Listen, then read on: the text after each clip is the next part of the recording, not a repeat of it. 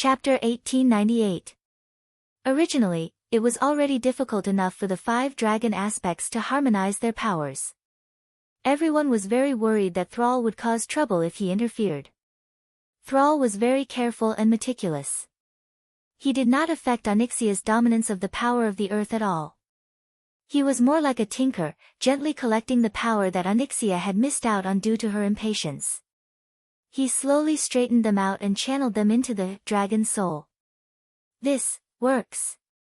The input of the 5 guardian powers increased at a speed visible to the naked eye. 71%. 75%. 82%. 90%. When it reached 90%, it was awkward. Now it was Kalego's turn to be unable to keep up. At this moment, Alexstrasza suddenly received a request to enter. Duque? Alexstrasza, have my servant, Khadgar, fill in the missing part of the spell, Duke said through the magic transmission. Are you sure? The queen was shocked. Of course, what Kalego's lacks is not power, but the use of power. Khadgar is the core of my magic net. I can synchronize my soul with Khadgar, but I can't send a clone to the scene. After all, I still have to help you stop Nesario. The performance of the mortal was so dazzling that it was blinding. First, it was Thrall who harmonized Onyxia's power, increasing the efficiency of the essence infusion. Now, Duque actually got a servant to help and even guaranteed it. Alexstrasza's face turned red. She looked at Isra, Nozdormu, and the other veteran dragon kings. Okay. Khadgar, who was dressed in a magic robe, stepped out of the portal and walked over. He gently placed his hand on Kalego's arm. A brand new Titan rune magic circle was forming behind Kalego's and Khadgar. The magical energy that had become unstable when it reached 90% power a moment ago suddenly stabilized at a speed visible to the naked eye. This time, it was Kalego's turn to blush. He suddenly realized that Khadgar's understanding and use of the Titan runes was actually above his.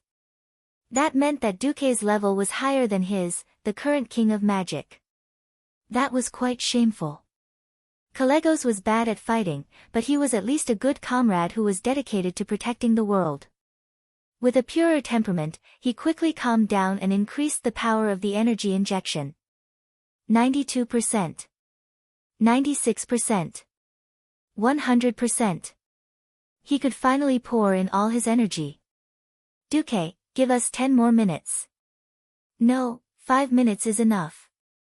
Alexstrasza knew that the more time they had, the more stable the situation would be. But she really couldn't bear to put all the pressure on Duque's shoulders. This was irresponsible to their allies, as well as shaming the Dragon Slumber God Palace. She also discovered that with the addition of Khadgar and Sar, the magic and earth domains had become more stable. If Kalego's and Onyxia's draconic bodies could withstand it, she could try to inject them with around 120% of the power. This was an overload. If the situation fell into a dangerous situation, she would have to do this. At this time, the middle hall of the Dragon Slumber Shrine had already been smashed into smithereens. The smaller the space, the stronger the strengthened Brother Darkwing. Ha ha ha. Deathwing sprinted at high speed. Even though he was gliding at a low altitude close to the surface of the hall, it caused chaos in the surroundings. The smaller god of the wilderness had to dodge desperately, but the 4 guardians who had grown in size couldn't keep up with Brother Darkwing's agile movements. This allowed Nesario to often gain an overwhelming advantage in certain areas. This time, he grabbed the Frost Guardian Hodir with one claw and completely ignored the cold air coming from the other party. Then, he slammed Hodir into the wall of the temple like a club. While he smashed the other party into a daze, a few knuckles of his left front claw were broken. It didn't matter. The frozen limbs would collapse on their own later. Anyway, they could just regenerate. He didn't have a chance to finish off Hodir completely because he was a large giant who was hot on his heels.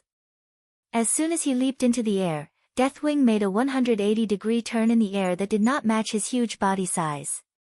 The next second, he catapulted like a cannonball towards the Guardian of Life, Freya. Deathwing couldn't forget to finish off this female giant. Unfortunately, before he could touch Freya, he had to suffer a rather painful thunderbolt from Tarim. The right side of his dragon head was charred black, and even half of his spheroid metal chin was charred. He didn't care. In mid-air, he did a standard S-shaped snake maneuver, allowing him to avoid the two big, stupid bear demigods. This time, he aimed at the wolf god Goldring. Goldring was indeed very fast. He could use his dexterity in mid-air to step on the air wall and even use the wind pressure to change directions to escape. But that didn't change the fact that he was just a small wolf that was only a few meters long. When Nisario saw the opportunity, he turned around and gave an earth-shattering flap of his dragon wings. Goldring finally fell for it. Howl, the snow-white wolf silhouette with a hint of blue flew far away like a home run. At this moment, Nisario's dragon tail, which was close to his body, was suddenly hit by a hammer. A blazing hammer. It was as if a tornado was swirling up a violent flame. That kind of terrifying heat that seemed to be able to burn everything in the world was no stranger to Nisario. In his recent memory, he still remembered that he had experienced it himself. He turned his snake-like neck in bewilderment and looked behind him. Lager. Duque. Deathwing's dragon eyes widened in disbelief. Not to mention that he didn't believe it, many of the gods of the wilderness who had participated in the war in the Land of Fire subconsciously assumed a defensive posture. If one only looked at the scene from afar, anyone would think that the guy who appeared out of thin air in the middle of the Wormrest shrine, with a flaming lower body, an inverted triangular upper body, and a pair of huge, thick, flaming arms holding a huge Balrog hammer, was the former fire demon king, Ragnaros. Unfortunately, the place where Sir Lager's head was supposed to be was replaced by something else. The irascible horned head and lava skull face was gone, and in its place was a throne made of flames. Who else could it be but Duke Marcus, who was watching the show with his legs crossed and one hand holding his chin? Yo! Duque raised his palm and looked like he was swearing. Sorry. It's the Duke Marcus who plotted to kill you in Lordaeron back then. You. If Deathwing's lungs were still used for breathing, he would most likely explode in anger on the spot. He did not care about the life and death of Ragnaros and Al-Akir. These two elemental lords were originally used by Zoth to assist him in causing trouble, so it didn't matter if they died. What he cared about was that the other party actually used the bodies of his subordinates to deal with him. Next, another enlarged replica of Al-Akir appeared. Of course, his head was replaced with Servana's. Hey! What do you think of our elemental body? Chapter 1899. If Nisario's face could be black, it would be as black as the bottom of a pot. Unfortunately, he was King Black Dragon himself. Had anyone ever seen a black dragon with a gigolo face in the form of a dragon? Normally speaking, the larger the size of a giant, the greater the burden. Under the influence of gravity, it was already a heavy burden to support a body that was more than 10 stories high, not to mention the nutrients that a creature needed to consume every day. For a dragon at the top of the food chain, the amount of meat that a dragon needed to eat every day was calculated in tons. Fortunately, dragons had the special trait of hibernation to reduce consumption. Otherwise, wouldn't tens of thousands of dragon mouths have eaten all the beasts in Northrend? In a sense, when it came to size, elemental creatures were cheating. As long as there was enough mental strength to control more elements, elemental creatures could theoretically make their bodies infinitely large. Just like the 4 guardians of Alcavan who could become large, they were not pure giants, but special semi-elemental life forms. It was just that the flexibility of their bones and skin determined the upper limit of their bodies. Pure elemental creatures did not have this restriction. When Duque and Queen Sylvanas appeared in the form of a 300-meter-tall elemental god, many guardians and wilderness demigods felt that they had let the adulterous couple off too easily. Now that these two fellows had become the elemental kings, they were really amazing. Nisario had sent 2 elemental lords to cause trouble, but now it seemed that he was more than just stupid. It was like giving a knife to them to slash themselves with. What was the difference between that and lifting a rock to smash one's penis? Ragnaros. Al-Akir. you two idiots. Even if Nesario had a good temper, he could not stand it. Besides, the Black Dragon King had always been very vengeful. Oh. Your two former allies, if there are still ghosts left, they will cry. Duque's lips curled into a mocking smile. With a thought, the headless logger under Duque suddenly waved the huge Balrog hammer and smashed it at Nesario. This Balrog hammer was the genuine, Sabra's Balrog Ragnaros hand, from back then. After Magni Bronzebeard became a demigod and became a diamond man, it was transferred to his second brother, Muradin. When Duque asked to borrow it, Muradin did not hesitate to throw it to Duque. Therefore, the power of his own Balrog god with the real Balrog hammer was, of course, extraordinary. Attack! My logger Mk2-. Duque's loud roar spread throughout the Wormrest Shrine. Duque was very pleased. Men of this era all dreamed of driving a Gundam when they were young. Although he did not know which idiot said that grown men should love Zagu, Duke did not care. I want to be the only one in the world. In the Gundam Gun 3s. In the Gundam, of Azul. Duke didn't like things that emitted green flames all over their bodies. The Alliance's technology wasn't that advanced either. He had to use his black technology talent to barely bring some things up to the level of World War II. Gun, of,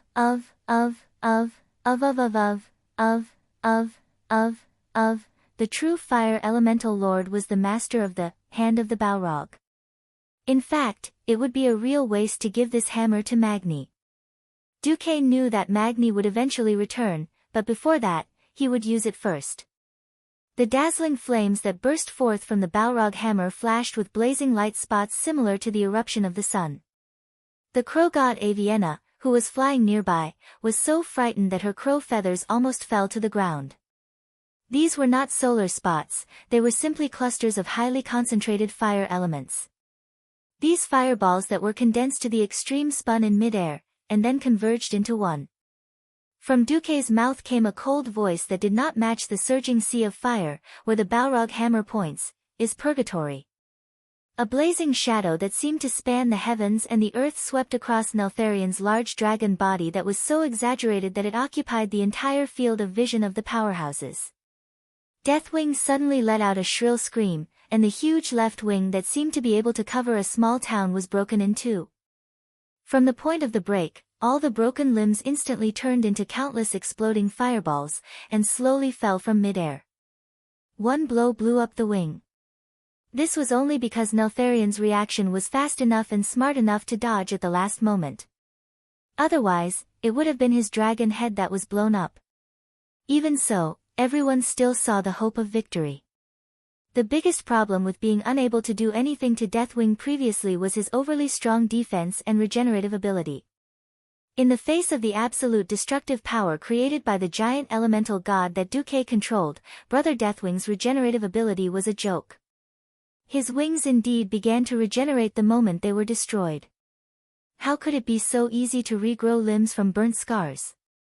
The highly concentrated flames of the Balrog hammer were not something that could be bought with a single hammer. Even after the Balrog hammer had left Darkwing's body, it still inflicted continuous damage to it due to its terrifying burnout property. The powerhouses with sharp eyes could see that dragon-like limbs were constantly growing out of Deathwing's wounds, and most of them were burnt by the flames that had yet to be extinguished. The attack power was greater than the opponent's regenerative speed, and this was the real damage. At this time, Duque frowned. He found that the output of his giant god of flames, Logger, was a little insufficient. It was not his fault, but the Wormrest Shrine's fault. Alexstrasza and Onyxia helped him open the Wormrest Shrine's elemental port, but the problem was that the Wormrest Shrine was a standard Titan creation, and the total amount of a single element that could be transmitted into the shrine per unit of time was strictly limited. Fortunately, he had a partner by his side. Attack! Windrunner! Queen Sylvie raised her bow, and the headless Al-Akir under her rushed forward. In fact, it was not necessary to make the giant elemental god look like Logger or Al-Akir. The elemental creatures had such a body shape, which was related to their elemental characteristics. After hundreds of millions of years of biological evolution and natural elimination, it was basically determined that there were only a few body shapes that were more suitable. Moreover, he had just beaten up the other party not long ago, so he had a particularly deep impression of it, and it was easy to imitate. The windrunner rushed forward, and with a wave of her hand, a large wind blade was released. The sharp air blade cut into Deathwing's right wing as if it was butter, and the result was astonishing. The initial cut was very smooth, and it felt like it was going to be cut in half. When it reached the middle of the wing, it could be clearly seen that the latter half of the wing began to change color. This was clearly the Deathwing changing its body structure, changing its elemental resistance. Unwilling to give up, Queen Sylvie immediately ordered the headless Al-Akir to add another lightning strike. The rumbling lightning strike looked full of visual violence and beauty, but those who knew the ropes would know that it was useless. The charred black caused by the lightning strike did not spread, and the damage was the size of a basketball court. Chapter 1900. For ordinary existences, this was a fatal wound. But for the massive Deathwing, it was just a drizzle. He was as ferocious as a tiger, and dealt 250 damage in the end. It was not that Queen Sylvanas was not fierce, but Deathwing was too abnormal. There was actually such a way to completely change his body structure in just a dozen seconds, making it more conducive to dealing with elemental attacks.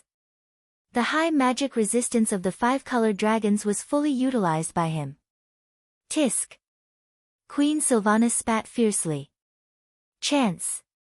Queen Sylvanas' small setback did not disappoint the guardians. Instead, it aroused their confidence. Their bodies were only so big, and their energy was only so much. There was no such thing as an absolutely perfect creature. Deathwing's magic resistance was high, but as a price, his physical defense would inevitably decline. Without needing anyone to remind them, the four guardians and the Bear brothers had already pounced on him. Ow ow ow ah. Ashok used his 18 bear paws again, but without the feeling of hitting a thick rubber block like before. Deathwing's body was a lot more fragile at this moment. He easily dealt tons of damage, and dug a huge bloody hole with a diameter of 8 or 9 meters with one claw of Deathwing. Get lost! Deathwing kicked Ashok away. This was not important. The bear monsters had thick skin and flesh, and he was no longer a simple demigod. Strictly speaking, Ashok also had an elemental body, which was mainly based on physical attacks. On this side, Duque did not rashly let Headless Logger continue to attack. The system elf gave him a thorough analysis. At this time, Nisario's body was in a state of stress. No matter what kind of elemental attack it received, it would quickly change the elemental resistance of the attacked area of its body to reduce the damage. A single elemental attack would definitely not be good. I didn't expect to play a big one so soon. Duque had a playful expression on his face. There was a little madness on his face, but there was also a strong sense of confidence. Duque's empty right hand grabbed the void next to him, and suddenly the surrounding space felt like it was cracking. The magic defense system in the middle of the Wormrest temple, and even the entire temple, shook slightly. On the top floor of the temple, Onyxia's eyes suddenly lit up. This is Master's true strength? The other four dragon kings all had surprised expressions on their faces. Fortunately, it was one of them who made the move. Otherwise, they would be in big trouble. Middle level. Spatial rifts were meant to absorb more elements. Originally, the space defense of the Dragon Slumber Shrine had automatically rejected Duque's intake of elemental energy. However, when the Titan runes that were as numerous as stars floated out of Duque's body, it seemed that the self-defense system of the Dragon Slumber Shrine was also momentarily confused. Whether it was tacit approval or approval, it was impossible to know. As a result, Duque obtained even more elemental injection rights. The highly condensed and snow-white frost elements poured into the Logger Mk2's body from the void like a flood. Under normal circumstances, water and fire were incompatible. The flourishing of the ice element would inevitably lead to the decline of the fire element. This was the law of the elements that had not changed in 10,000 years. There was only one way for the two elements to complement each other, and that was to use the arcane element as the core to act as a neutralizer. The arcane spell extended from the Titan's energy, coupled with ice and fire, formed something similar to the frost-fire arrow that most advanced mages used. In standard terms, at this moment, the Logger Mk2 had become a giant elemental god that was a perfect mixture of arcane energy, ice, and fire elements. The three colors blended together in the lower body of the headless Logger tornado. The elements that were supposed to fight to the death and consume each other became as harmonious and pleasing as three-colored ice cream. Oh! Amazing! If that's the case, then let's fuse. The fusion that Sylvanas was talking about was, of course, not something dirty. With a tap of her long legs, her graceful female body flew directly towards Duque. Accompanying her was a piece of headless arcana trash that dealt 250 damage. The powerhouse's eyes widened. They saw that the headless arcana trash had turned its body into an armor-like thing and directly covered Duque's giant elemental god. It was conceivable that once it came into contact with an enemy, the first thing that the enemy's cells would sense would be the wind element. If Nesario had really adjusted his elemental resistance according to the standard of resisting the wind element, he would definitely have been tricked to death. Dear, make way. Queen Sylvanas did not care about Duque's reaction and squeezed herself onto Duque's tricolor throne. You're really... Duque's reaction was also strange. Don't you always say that Sister Kalia is the woman behind a successful man like you? Do you have any objections to me being the woman behind you from time to time? Queen Sylvanas held her head high and took the opportunity to stroke Duque's chin with a slender finger that was as tender as a spring onion. Duque felt like eating someone. Sister, let me tell you, if you flirt outside of the battlefield, you'll be F***ked. Queen Sylvanas did not show any weakness. She puffed out her chest and was clearly saying, do me on the spot if you can. Fine. You're awesome. We'll fight another day. On the other side, Nesario finally felt a great threat. He swept his dragon tail at an almost 270-degree angle and fiercely swept away the siege of the four guardians. When the four giants fell, they kept rolling on the ground because of the impact. Not only did they smash a large crater on the hard ground of the Dragon Sleep Shrine, but they also finally shoveled away all the gorgeous floor tiles. The entire Dragon Sleep Shrine became a mess. Duke Marcus. Do you think you can kill me just like that? Ha! Impossible. I'm already dead. But my soul is eternal, and you can't hurt my soul even if you destroy my body. Duque bared his teeth. Why did it sound like a lowly who had her legs pulled apart and was about to be forced to say something like, you can't get my soul even if you have my body? Duque, who felt that the sky was falling, had a strange look on his face. It's the duty of the Dragon Sleep Shrine to destroy your soul.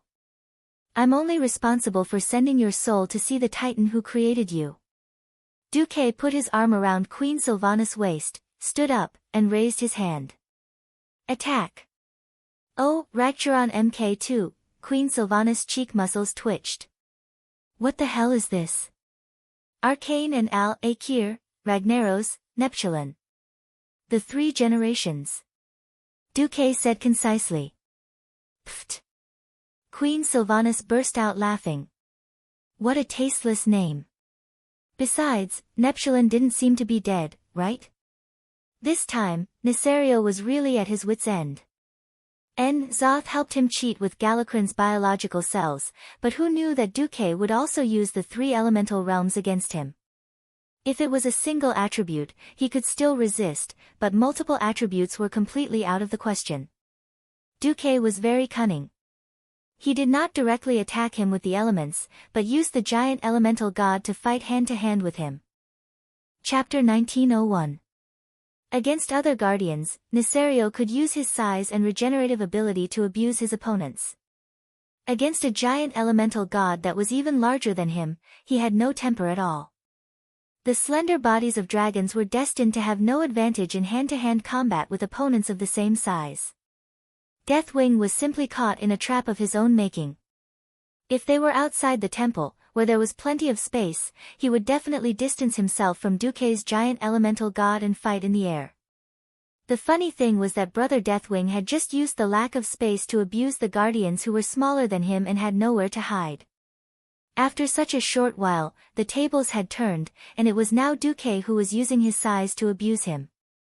Roar! Unwilling to be captured without a fight, Nesario suddenly twisted his body and swung his nearly 200-meter-long dragon tail.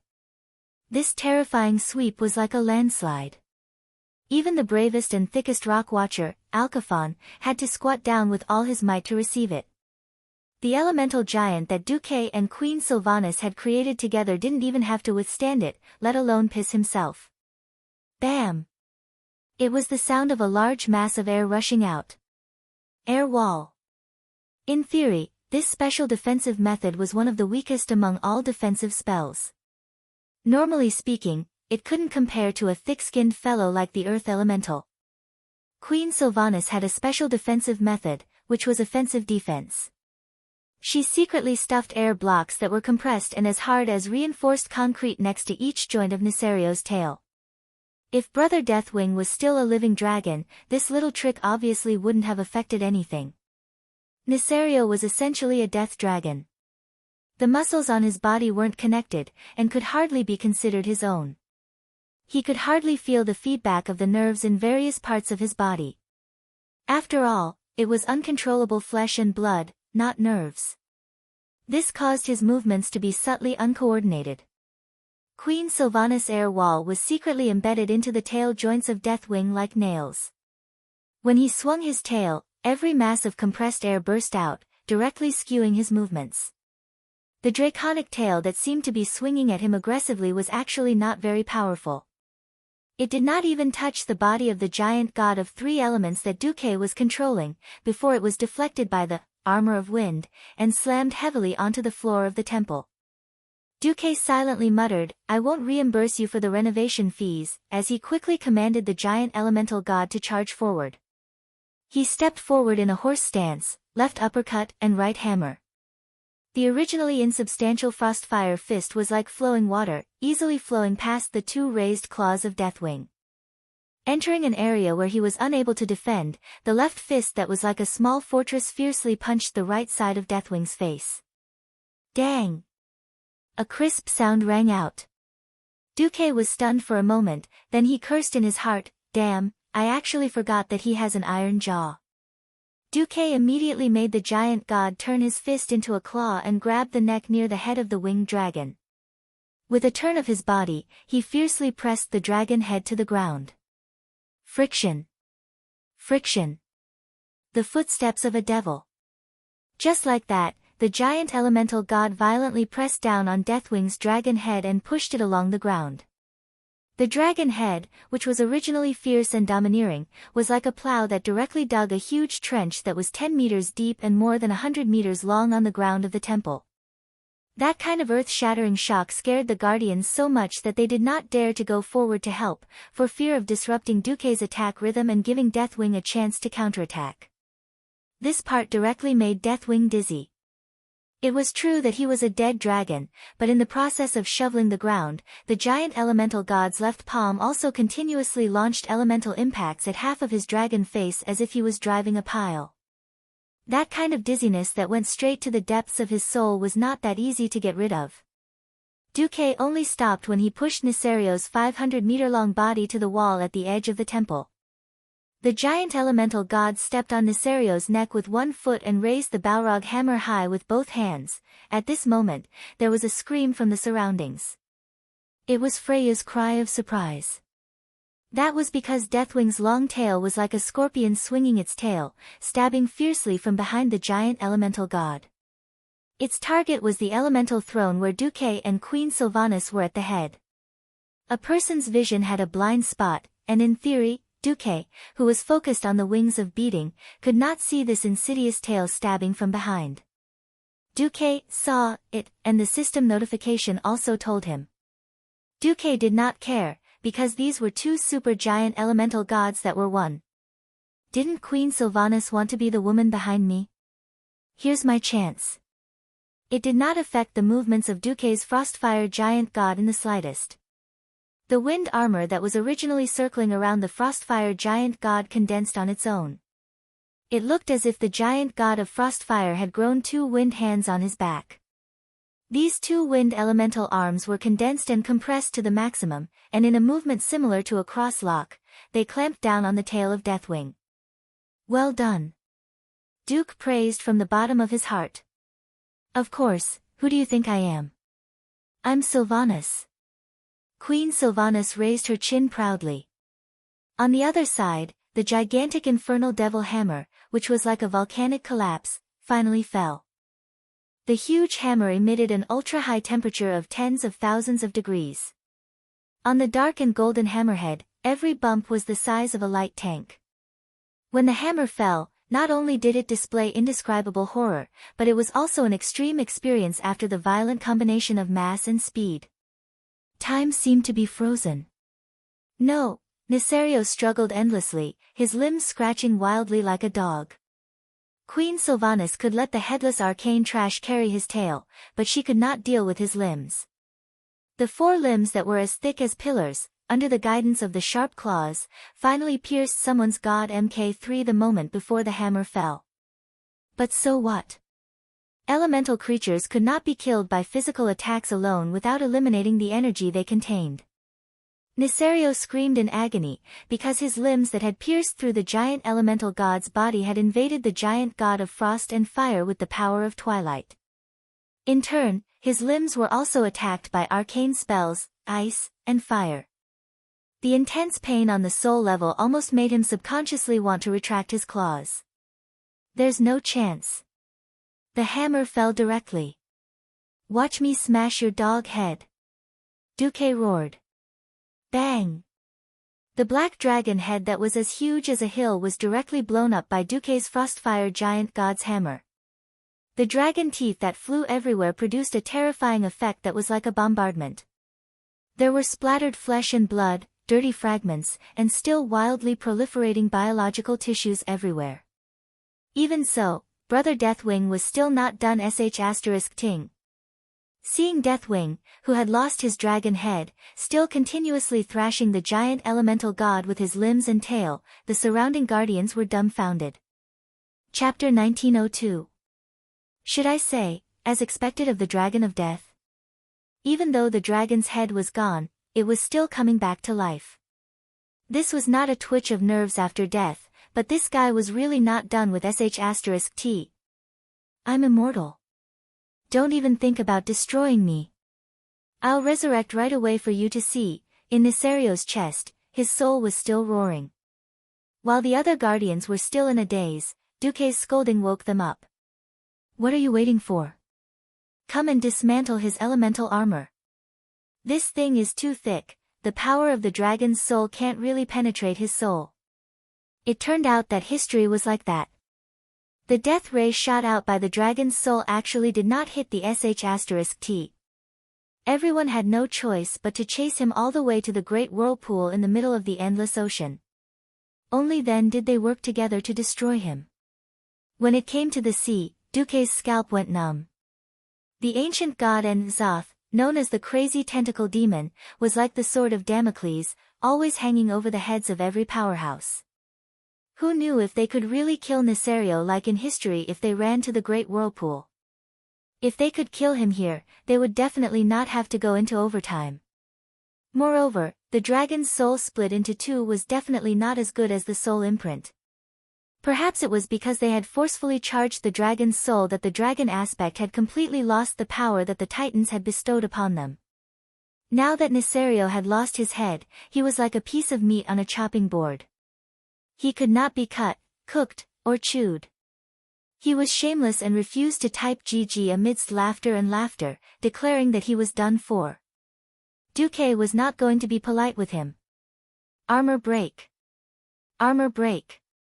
Armor break, I've broken 5. Brothers, do it. Duke shouted excitedly. So what if he resisted? If shouting at Yamate worked, there would be no need for police in this world. Hee hee. Lie down obediently and let me break your armor, Wait. I seem to have taken the wrong script. Forget it, whatever. I'll torture this guy to death first. The giant elemental hands savagely tore apart the elemental armor embedded in Deathwing's body. This thing was a good thing. As long as it was thick enough, it could block almost any cannonball or elemental attack. Fortunately, Darkwing was still a dragon, and the Twilight Believers could not find more elemental armor to cover his entire body. They could only put it on the most important parts of his body. Now that the giant elemental god was fiercely tearing at it, it was even more painful than grinding Deathwing's soul. Back then, he had used an origin substance nail that was even longer than a battering ram to forcefully drive it into his body. Now that Duque had pulled it out, it was even more painful than cutting his own flesh. Duque wasn't the only one who made a move. The other guardians also swarmed forward. Those with strength, such as the 4 guards and the bear monster brothers, came up to help skin and break the armor.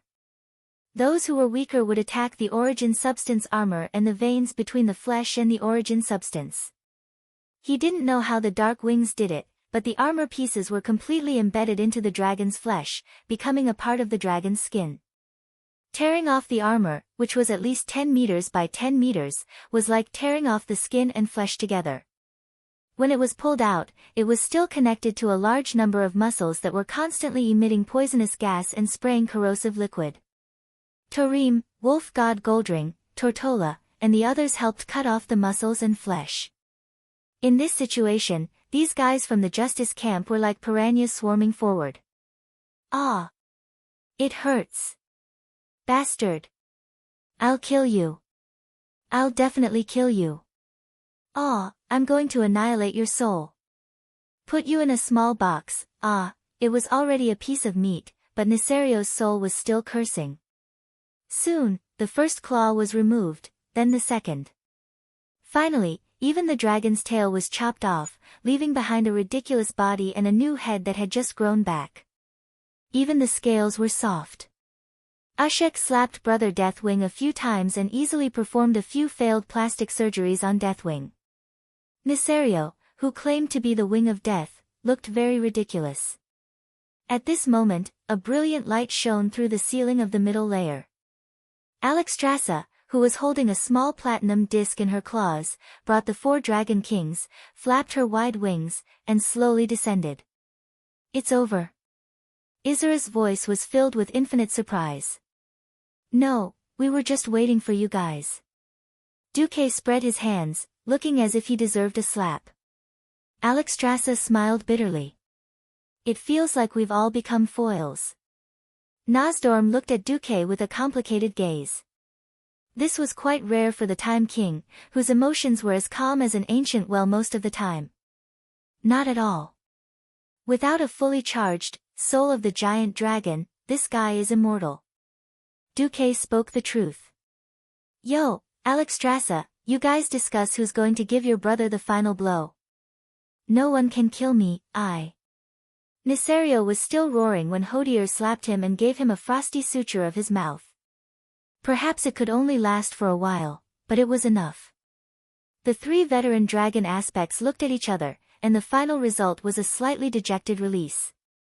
Alexstrasza raised her huge dragon head with beautiful horns, and her orange-yellow eyes revealed sorrow and reluctance. We hated him, and we killed him with our own hands once.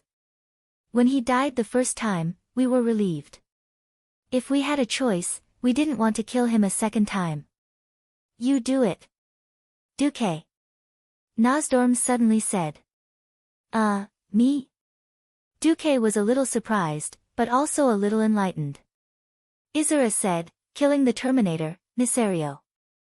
Regardless of whether it was your strategy or your leading role in saving the world, you deserve this honor. Since the 3 veteran Dragon Kings said so, the junior Collegos naturally had no objections. As for the remaining Black Dragon Queen, Onyxia. Why the hell are you wagging your tail? Are you a dog? Looking around, be it the Guardians or the God of the Wilderness, everyone looked at him approvingly. Indeed, it was Duque who saved so many powerful beings and brought them together to form an invincible and powerful force. If it were someone else, they might not have objected openly, but they would definitely be unhappy. Duque, everyone returns. Duque had a strong point. When it was time to show off, he would never be ashamed. Controlling the tri-elemental giant god, Duque strode over and solemnly took the soul of the dragon from the Red Dragon Queen's hands. This was a complete version of the Super Dragon Race's artifact. There were no additives or side effects. Everything would be fine as long as it was pointed at a certain dragon. Duque took a deep breath and calmly said to himself, "Congratulations, Nesario, you won the Oscar for Battle of the Ancients Azeroth, but it's all over." Chapter 1903. He raised his hands high, and the platinum disc in his hands suddenly emitted a dazzling glow.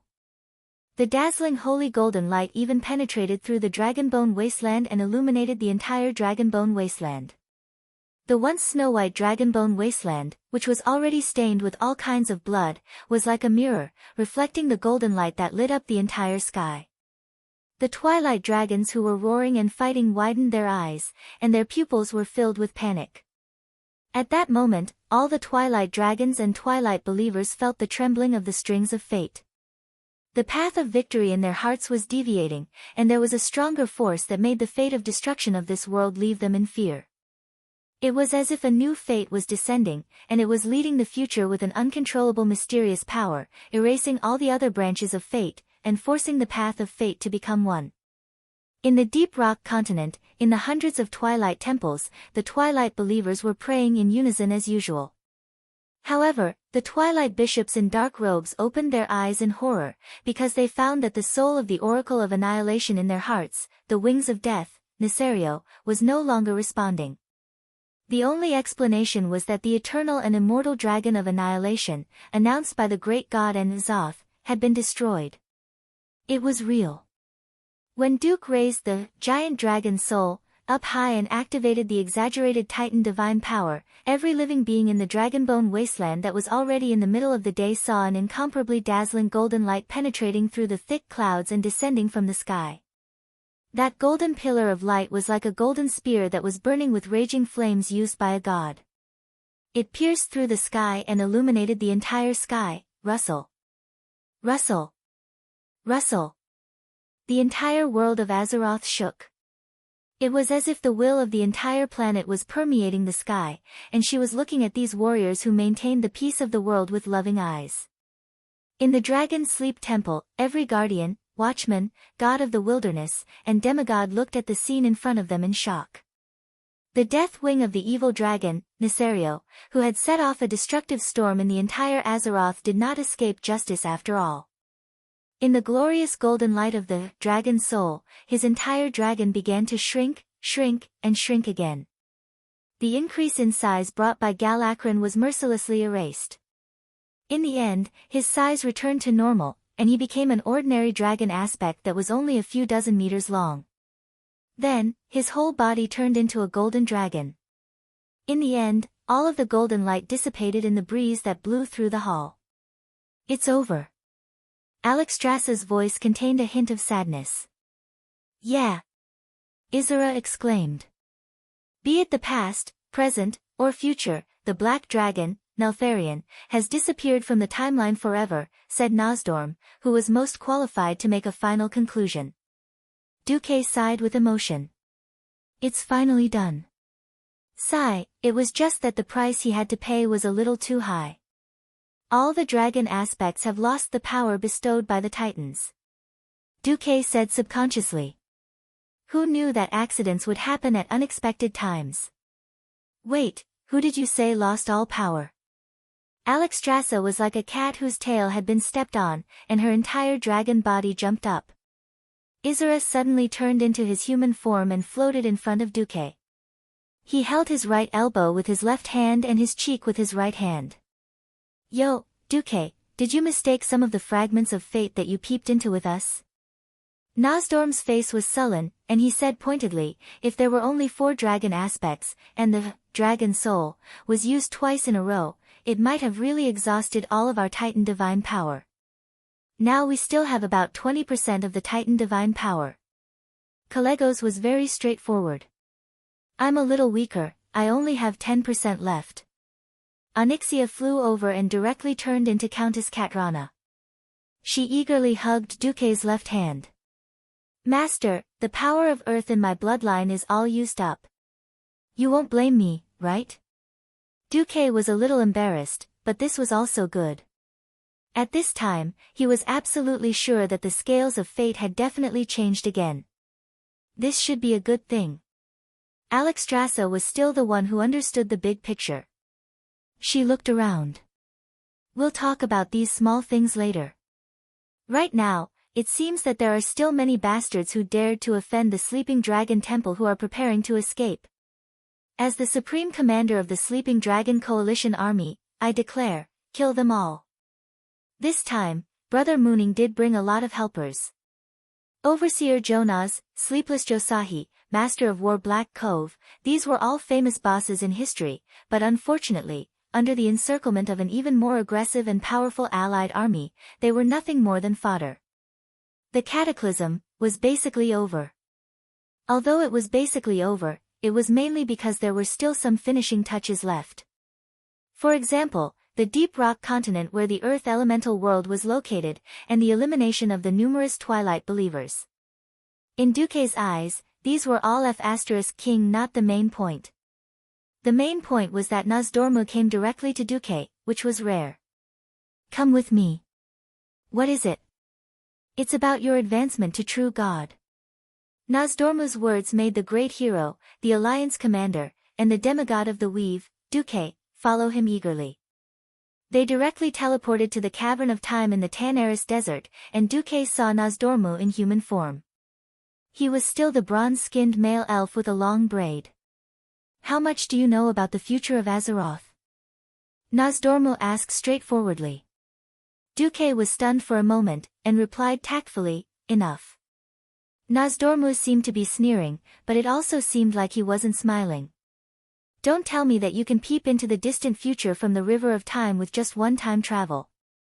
Duque was silent.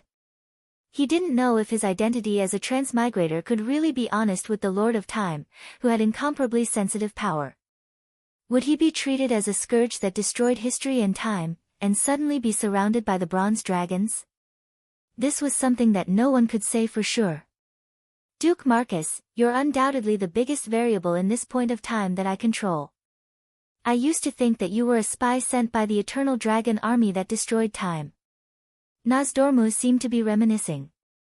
I've checked it over 1,000 times, and I found that this time, this world, has completely accepted your existence. My duty is only to protect this world's time.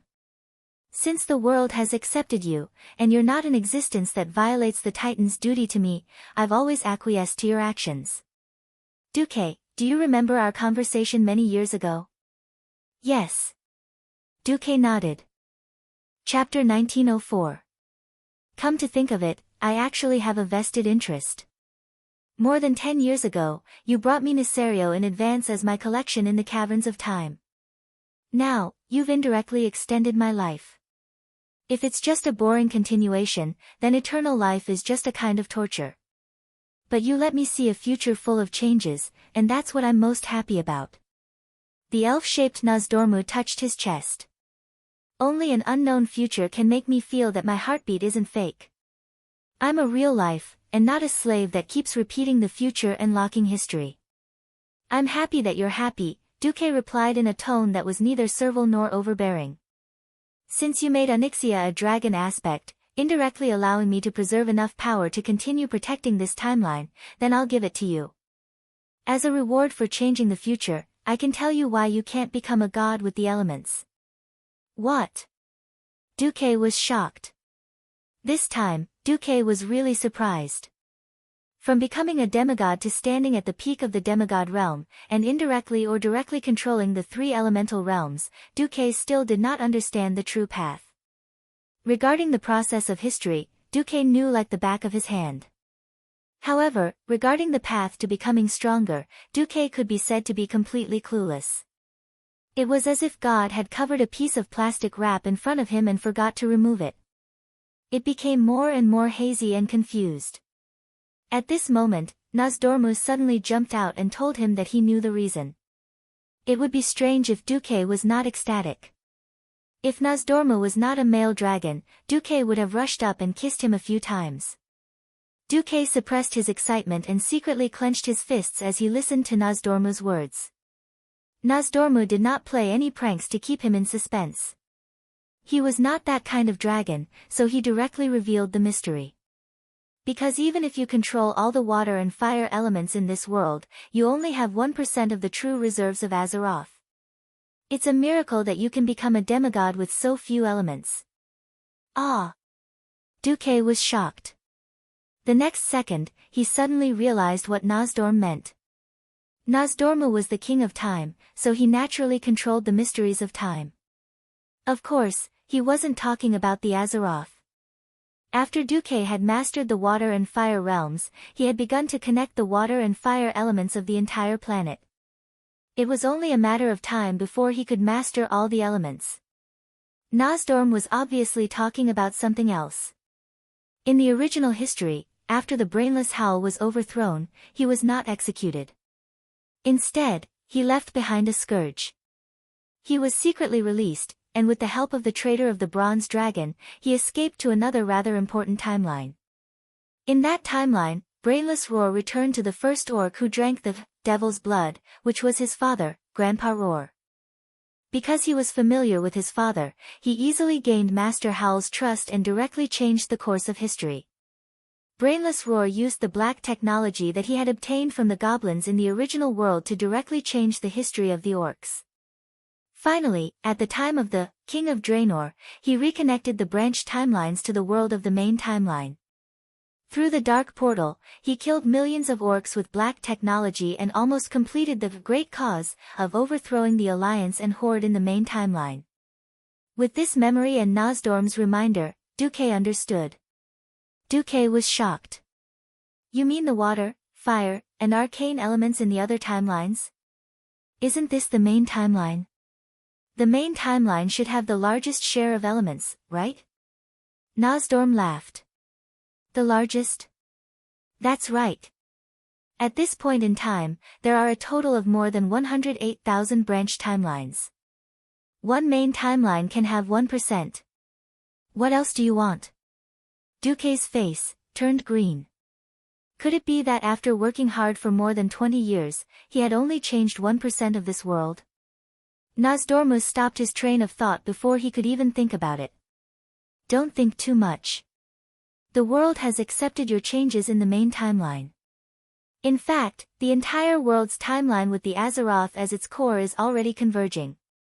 Nozdorm raised his hand, and Duque saw the countless white lines in the void that were originally parallel to each other slowly converging and finally merging like rivers flowing into the sea. The final timeline will all merge into one.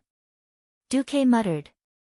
The Bronze Dragon King continued speaking in one breath. That's right. I don't know where you got your knowledge of time and space. Normally, mortals can't have such knowledge. If you don't tell me where you came from, I won't ask. Anyway, it's convenient for us to communicate. The world of Azeroth has already realized the threat of the Burning Legion. It is gathering the timelines. This is to gather all of its forces in order to deal with the enemy's attack. If there is a huge difference in the timelines, there will often be a huge conflict when they merge, and the world in one of the timelines might even collapse. However, the world itself has an extremely perfect method for the merging of the timelines. Don't worry. To mortals, this process is more like a silent merging. That is to merge the timelines that are not too different first. For example, if there is a difference of less than 10% between two timelines, then it is a peaceful merging. Usually, in a main timeline, those mortals will suddenly feel that they have more memories. From then on, this history, that actually exists in another timeline will become all of their memories and continue to develop this timeline. Generally speaking, using a more powerful and main timeline as the foundation for the merging and merging other timelines can achieve a 99% peaceful merging. When Nozdorm said this, Duque already knew what he was going to say next. If the merging can't be resolved in a peaceful way, then directly use a reasonable reason to make the two worlds clash. The world will directly drive any side to destroy the other side, turning the loser into the real history and allowing the winner's timeline to continue to evolve. Of course, if the world's will doesn't like the current evolution of the main timeline, it might send someone with the opportunity to change fate to another timeline to create a new history. Hearing this, Duke's heart skipped a beat. Could it be that Nozdorm was talking about the official transmigrator of history, Brain-Dead Roar? However, Brain-Dead Roar didn't do anything good. In the end, he transmigrated and ultimately failed. This time, he was completely destroyed. Duke said, "Alright, what do you hope or think I should do?" Nozdorm smiled. His smile was as pure as a fox's. "You can jump to other timelines and merge all the timelines into one. Then, you can dominate the elemental power there. Then you will have enough power to become a true god." Chapter 1905. What the hell? That's a good idea. But, hey, Nozdormu, aren't you the guardian of time? If you encourage me to go to other timelines, aren't you the one who's going against me? You have your own will and ideals in other timelines, right? Duke was a little embarrassed. Nozdormu nodded and waved his hand, conjuring a sofa made of sand. He sat down casually. That's for sure. Every Nozdormu has his own ideals. Perhaps some will be willing to let you go to other timelines to change your fate. Perhaps some will see you as a malignant tumor of time and attack you on the same level as the Eternal Dragon Army.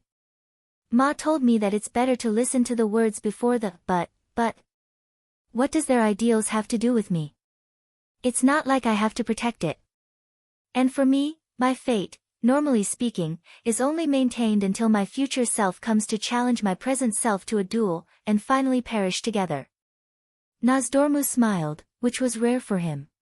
According to the mission the Titans gave me, after I die, I should calmly hand over the protection of time and the creation of the future to the mortals. So, I have to hand over my life and power. You happen to be the most talented and the strongest time magician and guardian in this world. I have no problem handing it over to you. Although Nozdormu's explanation was a little confusing, Duke understood Nozdormu's attitude. He would continue to protect Azeroth and was happy to see changes and new ideas. Facing such a reasonable Bronze Dragon King, Duke really wanted to ask if he could give him another dozen. Nozdormu jumped down from the sofa and got into a fighting stance. Next, I'll fight with you. How much time power you learn will depend on your talent. If you don't have enough time power, I won't let you go to other timelines. Because once you die, you will be destroyed in the river of time. It will even endanger the progress of the main timeline. What if I can't learn it? Duke asked. Then stay in the main timeline and do your job of creating the future.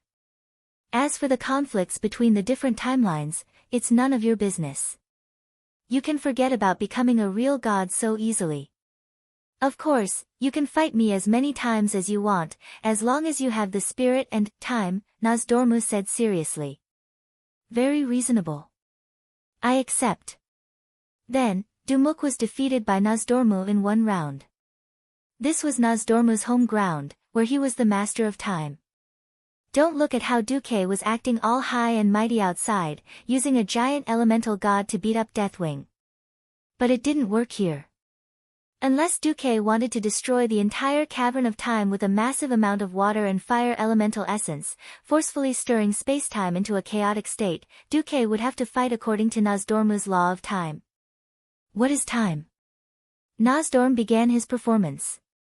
Duke threw out a large fireball to test the waters. In the next instant, a huge fireball came towards him, and Duke was directly hit by it. Bang! Duke opened his magic shield in 1,000th of a second and then activated Ice Barrier. Unfortunately, it was of little use. A sharp pain came instantly. He hadn't felt this kind of injury in a long time. Ugh! Cough, cough, cough. Duke's entire body began to twitch. Only then did his mind activate the system genie and replay what had just happened. Scene 1, Duke threw a large fireball. Scene 2, Nozdormu stopped time and moved Duque over, making Duque eat his own large fireball. Scene 3, a mysterious halo flashed, and Duque could clearly feel that his strength had greatly decreased in the scene. If he guessed correctly, it should be that Nozdormu used time to temporarily degenerate his strength, causing his strength to drop to the level before he became a demigod. That was a demigod-level large fireball. Just a little bit more, and Duque would have bid farewell to his life, which he hadn't seen in a long time. While he typed GG in the midst of laughter, he didn't even know if his corpse could run away. Looking at the miserable Duque who was about to turn into charcoal, Nozdormu waved his hand and sent Duque away. That's all for today. You can go back first. I know you have a lot of mortal affairs to take care of. Finish dealing with them first, arrange everything, and then come here to focus on training. Okay. Feeling the return of his strength, Duque now had the body of a demigod, and this injury could only be described as pain. When Duque used the elements to fully repair his injury, all that was left was the memory of the pain. Coming out of the cavern of time, Duque let out a long sigh of relief. As expected, the path to becoming a true god isn't so simple. This can also be considered a challenge. Because the cataclysm was dealt with cleanly, Azeroth finally returned to its long-lost peace. The cataclysm was over, but the damage to the earth was still not easily healed. Thrall used the Ring of Earth organization as a foundation to carry out various work, and at the same time, tried to reconcile the conflict between the Alliance and the Horde. Duque's response was neither soft nor hard. Talk. Sure, let Gurus find a neutral place to talk to me. As the commander of the Alliance, I will talk to him as an equal. With Duque's current status, being willing to make such a promise was already giving Thrall face. Unfortunately, when Thrall returned to Orgrim, he was met with failure. Brainless Roar not only ridiculed Thrall's incompetence, saying that Thrall abandoned the Horde in search of power, but still achieved nothing. He did not appease the rioting elements, nor did he become a demigod. He completely rejected all of Thrall's suggestions. Seeing Thrall's return, Tauren Magatha Grimtotem also secretly encouraged a group of orc chiefs, hoping to pass a motion. Those who had been great chiefs were not qualified to challenge Makara, because this represented the incompetence of the former great chiefs. Originally, this motion had a high chance of passing, but Brainless Roar rejected it himself. Come on. If Thrall asks to challenge me with Makara, then I will choose to accept. I will let him see that only the strongest warrior is qualified to lead the Horde forward. In fact, in the current Horde, there were not many people who wanted Thrall to return. This was because the opponents had all led their own tribes away from the Horde, leaving behind most of the new generation of traditional orcs. These simple-minded people could not see how much the Horde had sacrificed to eliminate the traitor, Gudjal. They only saw that they had gained a lot as the victors. Hundreds of thousands of people died. Of course, the food pressure was reduced. In addition, after occupying the oasis in the Great Rift Valley in the Barren Lands, because of the special climate there, the trees were in a state of crazy growth. The Horde was able to use the wood to rebuild Orgrim. Gurus's reputation did not fall, but rose. Chapter 1906. The livelihood of the tribe was restored to balance. Most of the beast men were very simple-minded. They did not see that this was at the expense of the overall strength of the tribe and the weakening of its war potential in exchange for a good life. The people were so simple. As long as they could get by, there would be no complaints. Garusha's reputation was rising steadily. Seeing this, Sal could only helplessly retreat to the second line. By borrowing the merit of the dragon's soul to help with work, Sal was finally able to establish a connection with the Wormrest Temple. However, the relationship did not go any further. Alexstrasza, who was in charge of life, acknowledged the Ring of Earth, but was far from being particularly appreciative. The focus of the dragon aspect was to protect the planet. In this regard, the Alliance did a good job, while the tribe lagged far behind. The strength and recent actions of the tribe made the tribe still a dispensable existence in the eyes of the Wormrest Temple's dragons. The Alliance ushered in a new period of rapid development. After confirming Nasario's death, Duque used his superb political and economic skills to adjust the alliance's economy from a wartime economy to promoting technological and economic development in just 1 month.